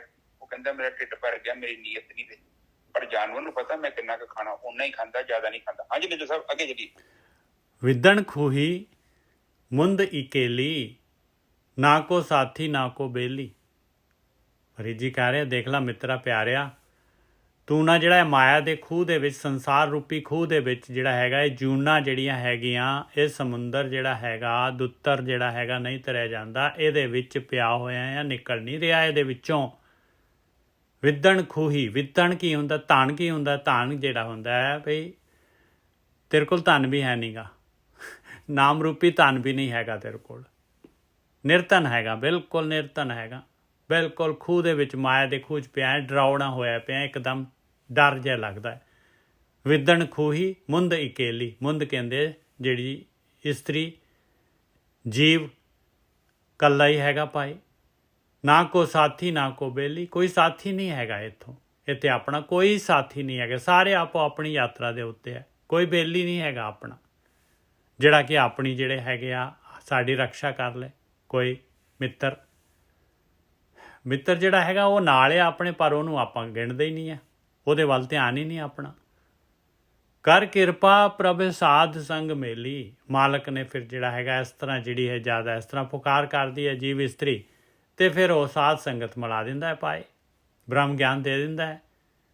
ਬ੍ਰਹਮ ਗਿਆਨੀ ਕਹਿੰਦੇ ਭਾਈ ਉਹ ਤਾਂ ਤੇਰੇ ਨਾਲ ਹੀ ਆ ਮਾਲਕ ਪਰਮਾਤਮਾ, ਤੂੰ ਹੀ ਜਿਹੜਾ ਹੈਗਾ ਬਾਹਰ ਗਿਆ ਹੋਇਆ, ਆ ਜਾ ਬੈਠ ਅੰਦਰ ਵੜ, ਆਪਣੇ ਧਿਆਨ ਸਿਮਰਨ ਕਰ ਕਿਰਪਾ, ਉਹਦੇ ਤੇ ਛੱਡ ਦੇ ਗੱਡੀ ਤੇਰੀ, ਲੈ ਜਾਊਗਾ ਪਰਮਾਤਮਾ। ਕਰ ਕਿਰਪਾ ਪ੍ਰਭ ਸਾਧ ਸੰਗ ਮੇਲੀ, ਜਾਂ ਫਿਰ ਦੇਖਾਂ ਤਾਂ ਮੇਰਾ ਅੱਲੋ ਬੇਲੀ। ਲਓ ਆ ਗਿਆ ਬੇਲੀ, ਆ ਗਿਆ ਉਹ ਮਾਲਕ ਪਰਮਾਤਮਾ। ਕਹਿੰਦੇ ਹੁਣ ਮੈਨੂੰ ਚਾਰੋਂ ਪਾਸੇ ਹੀ ਉਹ ਮਾਲਕ ਪਰਮਾਤਮਾ ਹੀ ਨਜ਼ਰ ਆ ਰਿਹਾ, ਮੈਨੂੰ ਹੁਣ ਕੋਈ ਫਿਕਰ ਹੀ ਨਹੀਂ ਹੈ, ਮੇਰੀ ਗੱਡੀ ਆਪੇ ਰੇੜੀ ਜਾ ਰਹੀ ਹੈ ਹੁਣ। ਕਰ ਕਿਰਪਾ ਪ੍ਰਭ ਸਾਧ ਸੰਗ ਮੇਲੀ, ਜਾਂ ਫਿਰ ਦੇਖਾਂ ਤਾਂ ਮੇਰਾ ਅੱਲੋ ਬੇਲੀ। ਹਾਂਜੀ ਵੀਰ ਜੀ। ਹਾਂਜੀ ਠੀਕ ਹੈ ਜੀ। ਉੱਪਰਲੀ ਤੁਕ ਚ ਵੇਖੋ ਸਾਨੂੰ ਬੜਾ ਕਲੀਅਰਲੀ ਸਮਝਾਇਆ ਕਿ ਵਿਦਨ ਖੂਹੀ ਮੁੱਦ ਅਕੇਲੀ। ਹੁਣ ਕਹਿੰਦੇ ਜੀਵ ਰੂਪੀ ਜਿਹੜੀ ਇਸਤਰੀ ਹੈ, ਇਹ ਸੰਸਾਰ ਰੂਪੀ ਖੂਹ ਦੇ ਵਿੱਚ ਡਿੱਗੀ ਹੋਈ ਹੈ। ਬਿਲਕੁਲ ਡਿੱਗੀ ਹੋਈ ਹੈ ਸਵਾਦਾਂ ਦੇ ਵਿਸ਼ੇ ਵਿਕਾਰਾਂ ਦੇ। ਹਾਂਜੀ ਹਾਂ, ਕਹਿਣ ਤੋਂ ਭਾਵ ਇਹ ਆ ਕਿ ਉਹ ਚੀਜ਼ਾਂ ਕਰ ਰਹੀ ਹੈ ਜਿਹੜੀਆਂ ਚੀਜ਼ਾਂ ਨਹੀਂ ਕਰ ਰਹੀਆਂ, ਉਹ ਚੀਜ਼ਾਂ ਨਹੀਂ ਕਰ ਰਹੀ ਜਿਹੜੀਆਂ ਕਰ ਰਹੀਆਂ। ਉਲਟਾ ਕਰ ਰਹੀ ਹੈ, ਪ੍ਰਕਿਰਤੀ ਦੇ ਖਿਲਾਫ ਬਿਲਕੁਲ ਕਰ ਰਹੇ ਆ। ਹਾਂ ਫਿਰ ਉਹ ਕਹਿੰਦੇ ਆ ਕਿ ਤੂੰ ਬੀਜੇ ਕਿੱਕਰ ਜੱਟ ਬੀਜੇ ਆ, ਕਿੱਕਰ ਨੇ ਜੋ ਜੱਟ ਨੇ ਬੀਜੀ ਕੱਕਰ ਆ, ਉਹਨੂੰ ਪ੍ਰਾਪਤੀ ਤੇ ਕਿੱਕਰ ਦਾ ਫਲ ਹੋਊਗਾ। ਜੀਵ ਇਸਤਰੀ ਵੀ ਜੋ ਬੀਜ ਰਹੀ ਆ ਉਹਨੂੰ ਉਹ ਮਿਲ ਰਿਹਾ। ਬਿਲਕੁਲ ਸਹੀ ਗੱਲ। ਇਹ ਤਸਰੀਰ ਆ ਜੋ ਬੀਜਿਆ ਅੰਤ ਖਲੋਇਆ। ਇਹ ਬਾਣੀ ਚ ਪੜ੍ਹਦੇ ਨੇ ਜੋ ਸਾਹਿਬ ਬਾਰ-ਬਾਰ, ਇਹ ਸਰੀਰ ਰੂਪੀ ਖੇਤ ਚ ਕਰਮਾਂ ਦੀ ਰੂਪੀ ਤੂੰ ਖੇਤੀ ਕਰਨੀ ਹੈ, ਔਰ ਜੋ ਤੂੰ ਬੀਜੇਗਾ ਉਗਣਾ ਉਹੀ। ਬਿਲਕੁਲ ਉਗਣਾ ਉਹੀ ਹੈ। ਹੁਣ ਤੁਸੀਂ ਪੇਪਰ ਤੇ ਜਾ ਕੇ ਆਪਾਂ ਪੜ੍ਹੇ ਆ, ਮੈਂ 12 ਪੜ੍ਹੇ ਆ, ਜ਼ਿਆਦਾ ਤਾਂ ਨਹੀਂ ਪੜ੍ਹਿਆ, ਪਰ ਭਾਜੀ ਜੋ ਮੈਂ ਲਿਖਿਆ ਨਾ ਨੰਬਰ ਤੇ ਮੈਨੂੰ ਉਹਦੇ ਮਿਲੇ ਜੋ, ਉਹਨਾਂ ਆਪਣੇ ਕੋਲੋਂ ਕੁਛ ਨਹੀਂ ਦਿੱਤਾ। ਤੇ ਇਹ ਵੀ ਜਿਹੜਾ ਸਰੀਰ ਦੇ ਵਿੱਚ ਆਪਾਂ ਕਰਮ ਰੂਪੀ ਜੋ ਚੀਜ਼ ਬੀਜਦੇ ਆ, ਖਲੋਣੀ ਉਗਣੀ ਉਹੀ ਆ, ਕਿਉਂਕਿ ਪ੍ਰਕਿਰਤੀ ਆਪਣੇ ਕੋਲੋਂ ਕੁਛ ਨਹੀਂ ਜੇ ਜੋੜਦੀ। ਪਰ ਇੱਕ ਗੱਲ ਹੈਗੀ ਆ, ਜੇ ਤੁਸੀਂ ਹੱਥ ਪੱਲਾ ਮਾਰੋਗੇ ਨਾ ਤੁਹਾਡੀ ਮਦਦ ਜ਼ਰੂਰ ਕਰਦੀ। ਦੇਖੋ ਪ੍ਰਕਿਰਤੀ ਕੀ ਆ, ਪਰ ਕਿਰਤੀ ਕਰ ਤੇ ਪਾ, ਤੂੰ ਕਰੇਗਾ ਤੇ ਪਾਲੇਗਾ। ਹੁਣ ਤੂੰ ਪੜ੍ਹਿਆ ਤੇ ਨੌਕਰੀ ਮਿਲ ਜੂਗੀ, ਤੇ ਨਹੀਂ ਪੜ੍ਹਿਆ ਫਿਰ ਦਿਹਾੜੀ ਲਾਈ ਜਾਈ ਚੌਂਕ ਚ ਖਲੋਗੇ। ਉਹ ਵੀ ਜੇ ਤੂੰ ਕੰਮ ਸਿੱਖਿਆ ਹੈ, ਕੋਈ ਰਾਜ ਮਿਸਤਰੀ ਦਾ, ਕਾਰਪੈਂਟਰ ਦਾ, ਮੈਸਨ ਦਾ, ਇਲੈਕਟ੍ਰੀਸ਼ੀਅਨ, ਜੋ ਵੀ ਸਿੱਖਿਆ ਤੈਨੂੰ ਉਨੀ ਵਧੀਆ ਦਿਹਾੜੀ ਮਿਲੂਗੀ। ਜੇ ਕੋਈ ਕੰਮ ਨਹੀਂ ਸਿੱਖਿਆ ਫਿਰ ਮਜ਼ਦੂਰ ਦਾ ਕੰਮ ਕਰੋ। ਤੂੰ ਕਹਿਣ ਤੋਂ ਭਾਵਿਆ ਜੇ ਕੋਈ ਬੰਦਾ ਬਹੁਤਾ ਪੜ੍ਹਿਆ, ਕੋਈ ਡਾਕਟਰ ਇੰਜੀਨੀਅਰ ਬਣ ਗਿਆ, ਉਹਨੂੰ ਉਹਨਾਂ ਵਧੀਆ ਰੋਜ਼ਗਾਰ ਮਿਲ ਜਾਂਦਾ। ਜੇ ਕੋਈ ਨਹੀਂ ਪੜ੍ਹਿਆ ਉਹਨੂੰ ਉਹਨਾਂ ਥੱਲੇ ਗ੍ਰੇਡ ਦਾ ਰੋਜ਼ਗਾਰ ਮਿਲੂਗਾ। ਪ੍ਰਕਿਰਤੀ ਤੇ ਕਹਿੰਦੀ ਤੇ ਜਿੱਥੇ ਇਨਵੈਸਟਮੈਂਟ ਕੀਤੀ ਆ ਤੈਨੂੰ ਉਹਦਾ ਫਲ ਜ਼ਰੂਰ ਮਿਲੇਗਾ। ਇਸੇ ਤਰ੍ਹਾਂ ਕਰਮ ਹੈ। ਹੁਣ ਕਰਮ ਆਪਾਂ ਜਿੱਦਾਂ ਦੇ ਕਰਦੇ ਆ ਉਦਾਂ ਦਾ ਹੀ ਸਾਨੂੰ ਰਿਜ਼ਲਟ ਮਿਲੇਗਾ। ਹੁਣ ਜੋ ਆਪਾਂ ਬੀਜਣਾ ਉਹਨੇ ਉਗਣਾ। ਹੁਣ ਕਹਿੰਦੇ ਸੰਸਾਰ ਰੂਪੀ ਜਿਹੜਾ ਖੂਹ ਆ ਉਹਦੇ ਵਿੱਚ ਵਿਸ਼ੇ ਵਿਕਾਰਾਂ ਚ ਆਪਾਂ ਬੈਠੇ ਆ। ਇੱਕ ਸੀੜੀ, ਦੇਖੋ ਸੀੜੀ ਦਾ ਡੰਡਾ ਵੇਖਿਆ, ਸੀੜੀ ਦੇ ਡੰਡਾ ਉੱਤੇ ਛੱਤ ਨਾਲ ਵੀ ਲੱਗਿਆ ਹੁੰਦਾ, ਥੱਲੇ ਜ਼ਮੀਨ ਨਾਲ ਵੀ ਲੱਗਿਆ ਹੁੰਦਾ। ਨਿਜਰ ਸਾਹਿਬ ਸਹੀ ਹੈ? ਬਿਲਕੁਲ ਸਹੀ ਹੈ ਜੀ। ਇਸੇ ਤਰ੍ਹਾਂ ਪ੍ਰਕਿਰਤੀ ਆ, ਪ੍ਰਕਿਰਤੀ ਬੰਧਨ ਵੀ ਕਰਦੀ ਹੈ ਤੇ ਪ੍ਰਕਿਰਤੀ ਮੁਕਤ ਵੀ ਕਰਦੀ। ਉਹ ਸੀੜੀ ਹੈ। ਜੇ ਤਾਂ ਆਪਾਂ ਤਾਂ ਨੂੰ ਚੜ੍ਹਦੇ ਆ ਤੇ ਮੁਕਤੀ ਚ ਆ, ਜੇ ਆਪਾਂ ਥੱਲੇ ਉਤਰੀ ਜਾਂਦੇ ਆ ਤੇ ਬੰਧਨ ਚ। ਬੰਧਨ ਦਾ ਮਤਲਬ ਇਹੋ ਹੀ ਆ ਕਿ ਜਿੱਥੇ ਸਾਡੀ ਡਿਊਟੀ ਅਸੀਂ ਡਿਊਟੀ ਨਹੀਂ ਕਰ ਰਹੇ, ਆਪਾਂ ਡਿਊਟੀ ਤੋਂ ਭੱਜ ਰਹੇ ਹਾਂ, ਬਾਗੀ ਹੋ ਰਹੇ ਹਾਂ, ਰਿਸਪੋਂਸਿਬਿਲਿਟੀ ਤੋਂ ਮੂੰਹ ਭੱਜ ਰਿਹਾ, ਕਿਉਂਕਿ ਨੁਕਸਾਨ ਹੈਗਾ ਨਾ ਉੱਥੇ ਨਿੱਜਰ ਸਾਹਿਬ। ਬਿਲਕੁਲ। ਕਿਉਂਕਿ ਆਤਮਾ ਨੂੰ ਖੁਸ਼ ਕਰਨਾ ਕੋਈ ਬੱਚਿਆਂ ਦਾ ਖੇਲ ਨਹੀਂ ਹੈ ਭਾਜੀ। ਕਈ ਵਾਰੀ ਉੱਥੇ ਤਾਂ ਤੁਹਾਨੂੰ ਵੇਂਦਾ ਕੋਈ ਨਹੀਂ, ਤੁਸੀਂ ਜੰਗਲ 'ਚ ਬੈਠੇ ਜੋ, ਕੋਈ ਨਹੀਂ ਤੁਹਾਡਾ ਸੁਪਰਵਾਈਜ਼ਰ ਹੈਗਾ, ਪਰ ਆਤਮਾ ਵੇਂਦੀ ਪਈ ਹੈ ਤੁਹਾਡੇ ਅੰਦਰ। ਬਿਲਕੁਲ ਸਹੀ ਗੱਲ ਹੈ ਜੀ, ਬਿਲਕੁਲ ਸਹੀ ਗੱਲ ਹੈ। ਵੇਂਦੀ ਆ, ਰੌਲਾ ਪਾ ਦਿੰਦੀ ਹੈ, ਬਗਾਵਤ ਕਰ ਦਿੰਦੀ ਹੈ। ਤੂੰ ਇੱਥੋਂ ਲੰਘ ਕੇ ਤੂੰ ਲੰਘ ਨਹੀਂ ਜਾ ਸਕਦਾ। ਹੁਣ ਤੁਸੀਂ ਸਾਧਕ ਜੋ, ਤੁਸੀਂ ਪਹਿਲਾਂ ਜੋ ਮਰਜ਼ੀ ਕਰਦੇ ਸੀ ਉਹ ਡਜ਼ਨਟ ਮੈਟਰ। ਤੁਸੀਂ ਕਿਹਨੂੰ ਗਾਲਾਂ ਗੁਲਾਂ ਕੱਢੀਆਂ, ਹਿਰਦਾ ਦਿਖਾਇਆ, ਉਹ ਜੋ ਮਰਜ਼ੀ ਕੀਤਾ, ਪੈਸੇ ਕੋਈ ਵੱਧ ਘੱਟ ਵੀ ਚੱਲ ਗਏ, ਪਰ ਹੁਣ ਬੜੀ ਗੜਬੜ ਹੋ ਜਾਣੀ ਆ। ਤੁਸੀਂ ਜੇ ਸਾਧਕ ਜੋ ਨਾ 4-5 ਮਹੀਨੇ ਪੁਰਾਣੇ ਸਾਧਕ, ਤੁਸੀਂ ਲੜ ਕੇ ਰਾਤ ਨੂੰ ਸੌਂ ਨਹੀਂ ਸਕਦੇ।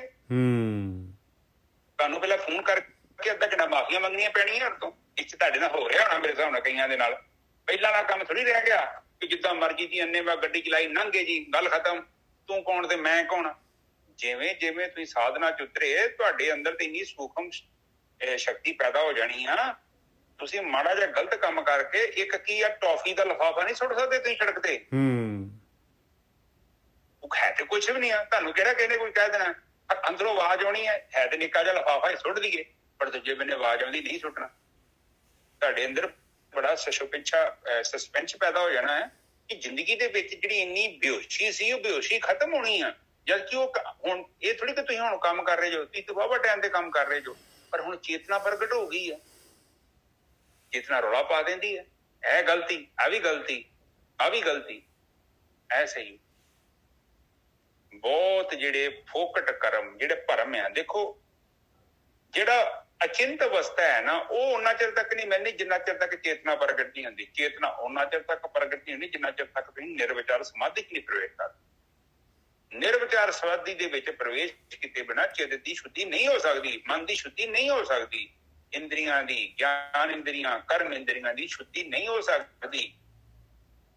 ਚੰਗਿਆਈ ਜਿਹੜੀ ਆ ਉਹ ਸਾਡੇ ਪ੍ਰਾਣਾਂ ਦੇ ਵਿੱਚੋਂ ਪ੍ਰਗਟ ਹੋਵੇਗੀ। ਇਸ ਕਰਕੇ ਬਾਣੀ ਦੇ ਵਿੱਚ ਖਾਸ ਕਰਕੇ ਬਾਰ-ਬਾਰ ਸਮਝਾਇਆ ਹੈ ਕਿ ਤੁਸੀਂ ਨਕਲੀ ਫੁੱਲ ਨਾ ਕਦੇ ਆਪਣੇ ਆਪ ਨੂੰ ਲਾ ਕੇ ਬਹਿ ਜਿਓ, ਕਿਉਂਕਿ ਨਕਲੀ ਫੁੱਲ ਨਕਲੀ ਹੁੰਦੇ ਨੇ, ਤੁਸੀਂ ਬਾਜ਼ਾਰੋਂ ਖਰੀਦੇ ਨੇ। ਅਸਲੀ ਫੁੱਲ ਜਿਹੜੇ ਨੇ ਉਹ ਤੁਹਾਡੇ ਅੰਦਰੋਂ ਪ੍ਰਗਟ ਹੋਣਗੇ ਜੇਕਰ ਤੁਸੀਂ ਭਗਤੀ ਕਰਦੇ। ਇੱਕ ਛੋਟਾ ਜਿਹਾ ਕੰਮ ਆ, ਕੋਈ ਵੀ ਚੀਜ਼ ਜਿਹੜੀ ਆਪਾਂ ਬਾਹਰੋਂ ਲਾ ਲਈ ਆ, ਲੋਕਾਂ ਨੂੰ ਦਿਖਾਉਣ ਦੇ ਲਈ ਲਾਈ ਹੈ ਨਾ, ਲੋਕਾਂ ਨੂੰ ਪ੍ਰਭਾਵਿਤ ਕਰ ਸਕਦੇ ਆ, ਪਰ ਪ੍ਰਮਾਤਮਾ ਤੇ ਕੋਈ ਅਸਰ ਨਹੀਂ ਹੁੰਦਾ, ਨਾ ਹੀ ਪ੍ਰਮਾਤਮਾ ਲਾਈਕ ਕਰਦਾ, ਵੇਂਦਾ ਹੀ ਨਹੀਂ। ਬਾਦਸ਼ਾਹ ਹੈਗਾ ਉਹ, ਪਰ ਉਹਨੂੰ ਅਸਲੀ ਫੁੱਲ ਚਾਹੀਦਾ ਹੈ। ਉਹ ਕਹਿੰਦਾ ਕਿ ਤੂੰ ਨਕਲੀ ਫੁੱਲ ਨਾ ਲਾ, ਸੋਹਣਾ ਫੁੱਲ ਲਾ, ਕਮ ਸੇ ਕਮ ਉਹ ਭਾਵੇਂ ਘਾਹ ਦਾ ਫੁੱਲ ਨਿੱਕਾ ਜਿਹਾ ਹੀ ਹੋਵੇ, ਕਮ ਸੇ ਕਮ ਹੋਵੇ ਤੇ ਤੇਰਾ। ਨਜ਼ਰ ਸਾਹਿਬ, ਹਾਂਜੀ ਬਿਲਕੁਲ ਸਹੀ ਹੈ ਜੀ।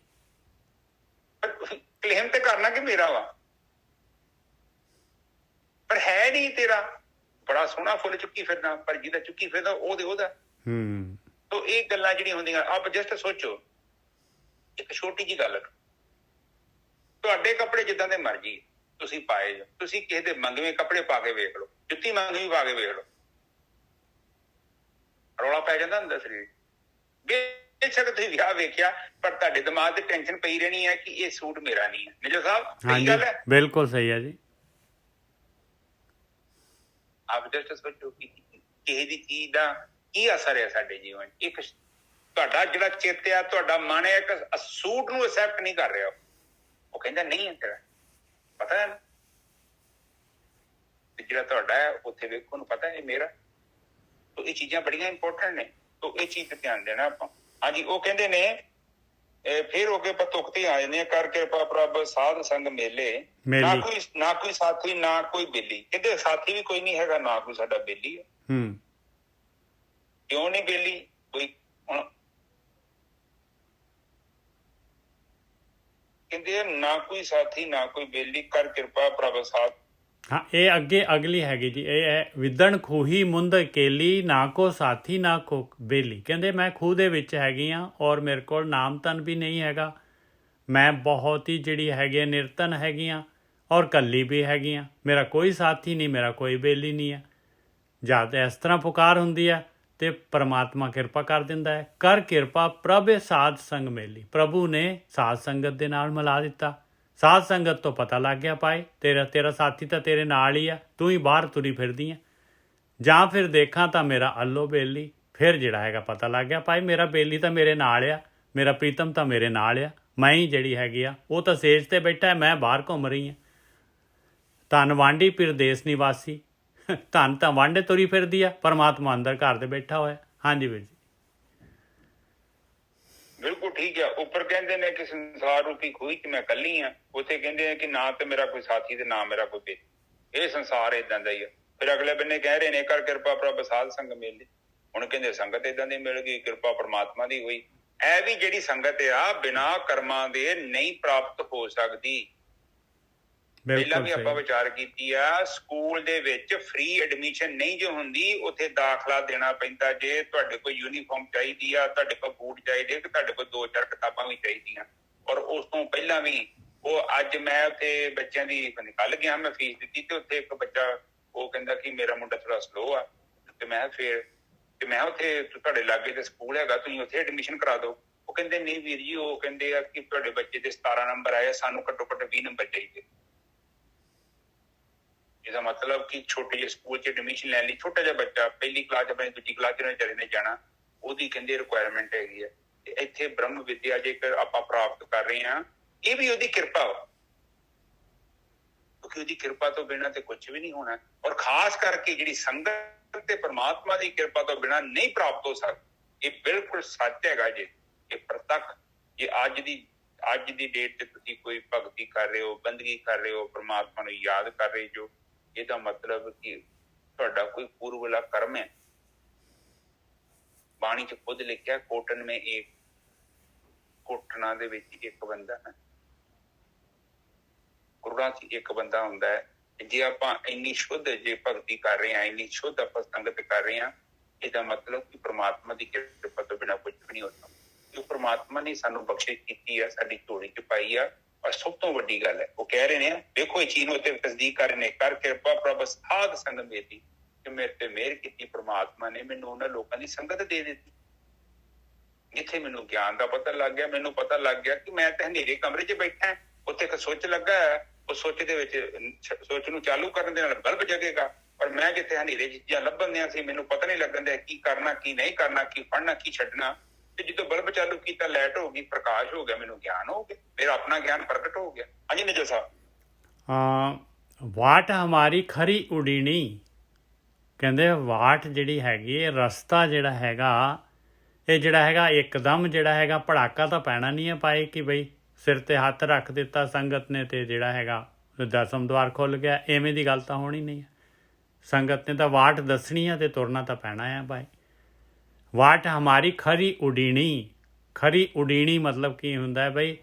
ਉਡੀਕ ਦੇ ਵਿੱਚ ਕੀ ਹੁੰਦਾ ਹੈ? ਬੰਦਾ ਜਿਹੜਾ ਹੈਗਾ ਉਹਨੂੰ ਉਡੀਕ ਕਰਨੀ ਕਿਹੜੀ ਸੌਖੀ? ਕਹਿੰਦੇ ਇਹ ਰਸਤਾ ਜਿਹੜਾ ਹੈਗਾ ਉਡੀਕ ਵਾਲਾ ਰਸਤਾ ਹੈਗਾ।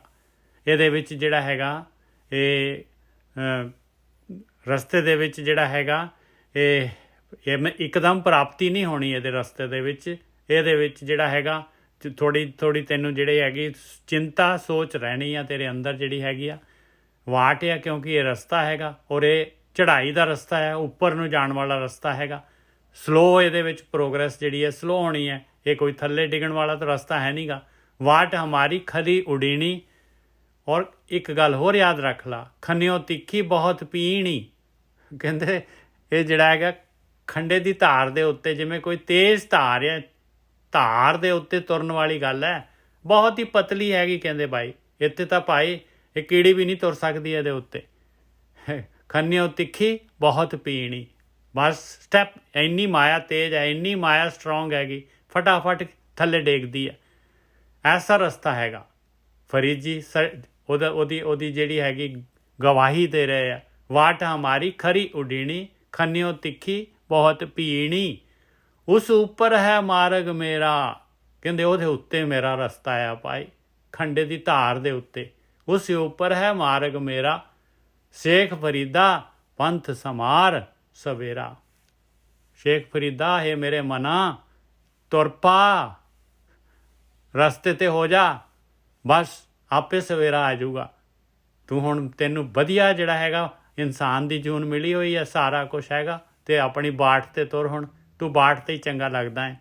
ਸ਼ੇਖ ਫਰੀਦਾ ਪੰਥ ਸਮਾਰ ਸਵੇਰਾ, ਆਪੇ ਸਵੇਰਾ ਆ ਜਾਣਾ ਹੈ। ਹਾਂਜੀ ਵੀਰ ਜੀ। ਹਾਂਜੀ ਬਿਲਕੁਲ ਠੀਕ ਹੈ ਜੀ। ਉਹ ਕਹਿ ਰਹੇ ਨੇ ਕਿ ਜਿਹੜੀ ਬੜੀ ਬਰੀਕ ਇਹ ਪਗਡੰਡੀ ਹੈਗੀ ਆ ਜਿੱਥੇ ਚੱਲਣਾ ਹੈ। ਹੁਣ ਵੈਸੇ ਵੀ ਆਪ ਜੀ ਨੂੰ ਪਤਾ ਹੈ ਇਹ ਬਿਖਮ ਮਾਰਗ ਹੈ, ਬਾਣੀ ਚ ਕਿਹਾ ਹੀ ਨਹੀਂ। ਬਾਣੀ ਚ ਕਬੀਰ ਜੀ ਵੀ ਇਹ ਗੱਲ ਨੂੰ ਕਹਿ ਰਹੇ ਨੇ, ਇਹ ਔਖਦ ਘਾਟੀ ਰਾਮ ਕੀ ਤੈ ਚੜ ਰਹੇ ਹੋ ਕਬੀਰ। ਔਖਦ ਘਾਟੀ ਹੈ, ਔਖੀ ਘਾਟੀ ਹੈ, ਔਰ ਕੱਲਾ ਕਬੀਰ ਚੜ ਰਿਹਾ। ਮੇਰੇ ਨਾਲ ਭੀੜ ਚ ਨਹੀਂ ਹੈਗੀ। ਉਹਨਾਂ ਨੇ ਕਿਹਾ ਨਹੀਂ ਜੱਸਾ ਕਿ ਮੇਰੇ ਨਾਲ 2-4 ਹਜ਼ਾਰ ਬੰਦਾ ਇਕੱਠੇ ਤੁਰੇ ਫਿਰਦਾ ਨਾ ਔਰ ਕਹਿ ਰਹੇ ਨਾਲੇ ਮੈਂ ਚੜ ਹੀ ਰਿਹਾ ਹਾਲੇ।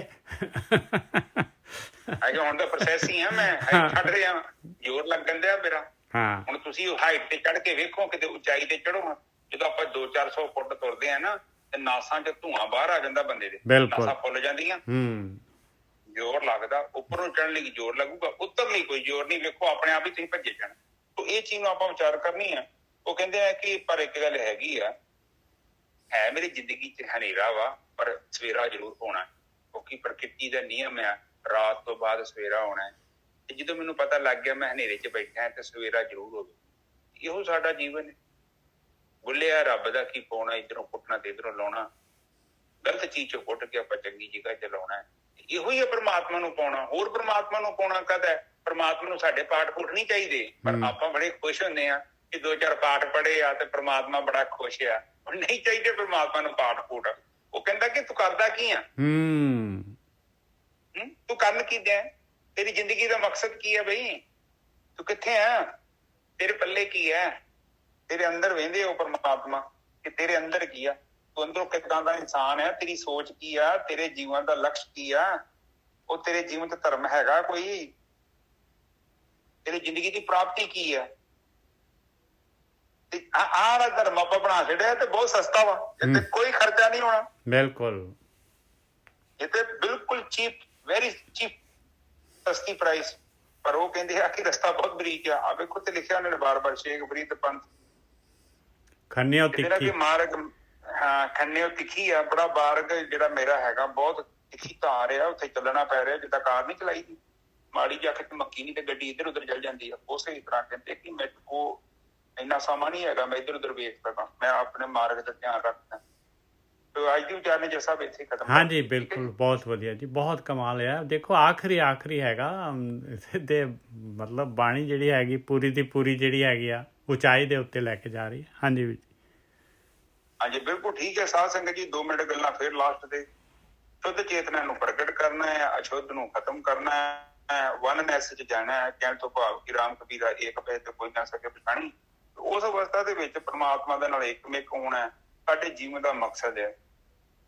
ਕਿੱਦਾਂ ਪਤਾ ਲੱਗੂ ਕਿ ਮੈਂ ਪਰਮਾਤਮਾ ਦੇ ਵਿੱਚ ਇੱਕਮਿਕ ਹੋ ਰਿਹਾ? ਤੁਹਾਡੇ ਜੀਵਨ ਚ ਜਿਹੜੀ ਅਸ਼ੁੱਧੀ ਆ, ਅਗਿਆਨ ਆ, ਭਰਮ ਆ, ਅਵਿਦਿਆ ਹੈ, ਵਹਿਮ ਨੇ, ਉਹ ਖਤਮ ਹੋਣਗੇ। ਤੇ ਜੇ ਤੁਸੀਂ ਜਾਦੂ ਟੂਣੇ ਚ ਬੈਠੇ ਜੋ, ਵਹਿਮਾਂ ਭਰਮਾਂ ਚ ਬੈਠੇ ਜੋ, ਹਜੇ ਮਤਲਬ ਕਿ ਰਸਤੇ ਦੇ ਵਿੱਚ ਜੋ, ਮੰਜ਼ਿਲ ਤੇ ਨਹੀਂ ਪਹੁੰਚੇ। ਕਿਉਂਕਿ ਜਿਵੇਂ ਜਿਵੇਂ ਤੁਹਾਡੇ ਅੰਦਰ ਚੇਤਨਾ ਪ੍ਰਗਟ ਹੋ ਗਈ, ਇਹ ਜਿਹੜੇ ਕਰਮਕਾਂਡ ਲੋਕ ਕਰਦੇ ਆ, ਤੁਸੀਂ ਬੰਦ ਕਰ ਦੇਣੇ। ਬਿਲਕੁਲ ਬੰਦ ਕਰ ਨਹੀਂ ਦੇਣੇ, ਬੰਦ ਹੋ ਜਾਣੇ ਆ। ਬੰਦ ਕਰ ਦੇਣੇ ਮਤਲਬ ਤੇ ਫਿਰ ਮੇਰੀ ਕਿਰਿਆ ਹੋਗੀ ਨਾ, ਤੁਹਾਡਾ ਮਨ ਹੀ ਨਹੀਂ ਕਰਨਾ, ਤੁਹਾਨੂੰ ਗਿਆਨ ਹੋ ਜਾਣਾ ਕਿ ਬਾਣੀ ਤੇ ਕੁਛ ਹੋਰ ਕਹਿ ਰਹੀ ਹੈ, ਵਹਿਮਾਂ ਭਰਮਾਂ ਤੋਂ ਮੁਕਤ ਕਰਦੀ ਹੈ। ਫਿਰ ਉਹ ਚੀਜ਼ਾਂ ਜਿਹੜੀ ਵਿਪਰਨ ਕੀ ਰੀਤ ਛੱਡ ਦੇਣੀ। ਤੇ ਉਹ ਅੱਜ ਦੀ ਵਿਚਾਰ ਇੱਥੇ ਹੀ ਆ। ਚੇਤਨਾ ਨੂੰ ਆਪਾਂ ਪ੍ਰਗਟ ਕਰਨਾ ਹੈ। ਹੁਣ ਆਪਾਂ ਨਿਰਵਿਚਾਰ ਸਮਾਧੀ ਚ ਜਾਂਦੇ ਹਾਂ। ਏਕ ਓਂਕਾਰ ਸਤਿਨਾਮ ਕਰਤਾ ਪੁਰਖ ਨਿਰਭਉ ਨਿਰਵੈਰ ਅਕਾਲ ਮੂਰਤ ਅਜੂਨੀ ਸੈਭੰ ਗੁਰ ਪ੍ਰਸਾਦ। ਇਹ ਮੇਰੇ ਪਿਤਾ ਮੇਰ ਕਰ ਗਰੀਬ ਨਵਾਜ।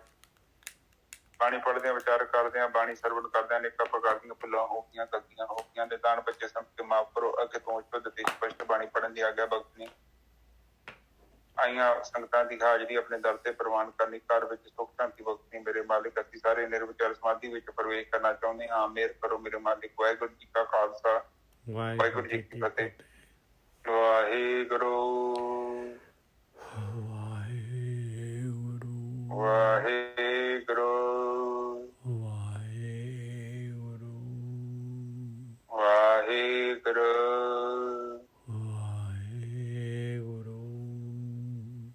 ਵਾਹਿਗੁਰੂ ਵਾਹਿਗੁਰੂ ਵਾਹਿਗੁਰੂ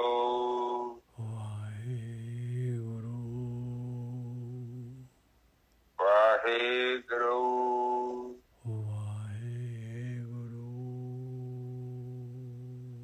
ਵਾਹਿਗੁਰੂ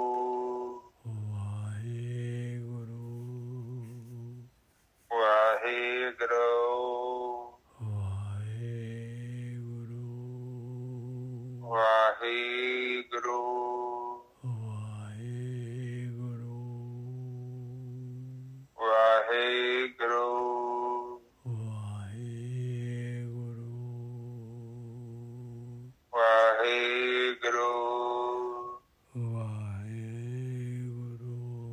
ਵਾਹਿਗੁਰੂ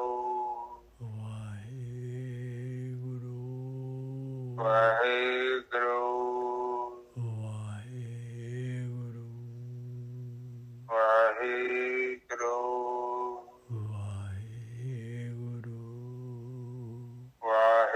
ਵਾਹਿਗੁਰੂ ਵਾਹਿਗੁਰੂ ਵਾਹਿਗੁਰੂ। ਹੁਣ ਸਾਧ ਸੰਗਤ ਜੀ ਚੁੱਪ ਹੋ ਜਾਓ। ਵਾਹਿਗੁਰੂ ਵਾਹਿਗੁਰੂ ਵਾਹਿਗੁਰੂ ਵਾਹਿਗੁਰੂ ਵਾਹਿਗੁਰੂ ਵਾਹਿਗੁਰੂ ਵਾਹਿਗੁਰੂ ਵਾਹਿਗੁਰੂ। ਵਾਹਿਗੁਰੂ ਜੀ ਕਾ ਖਾਲਸਾ, ਵਾਹਿਗੁਰੂ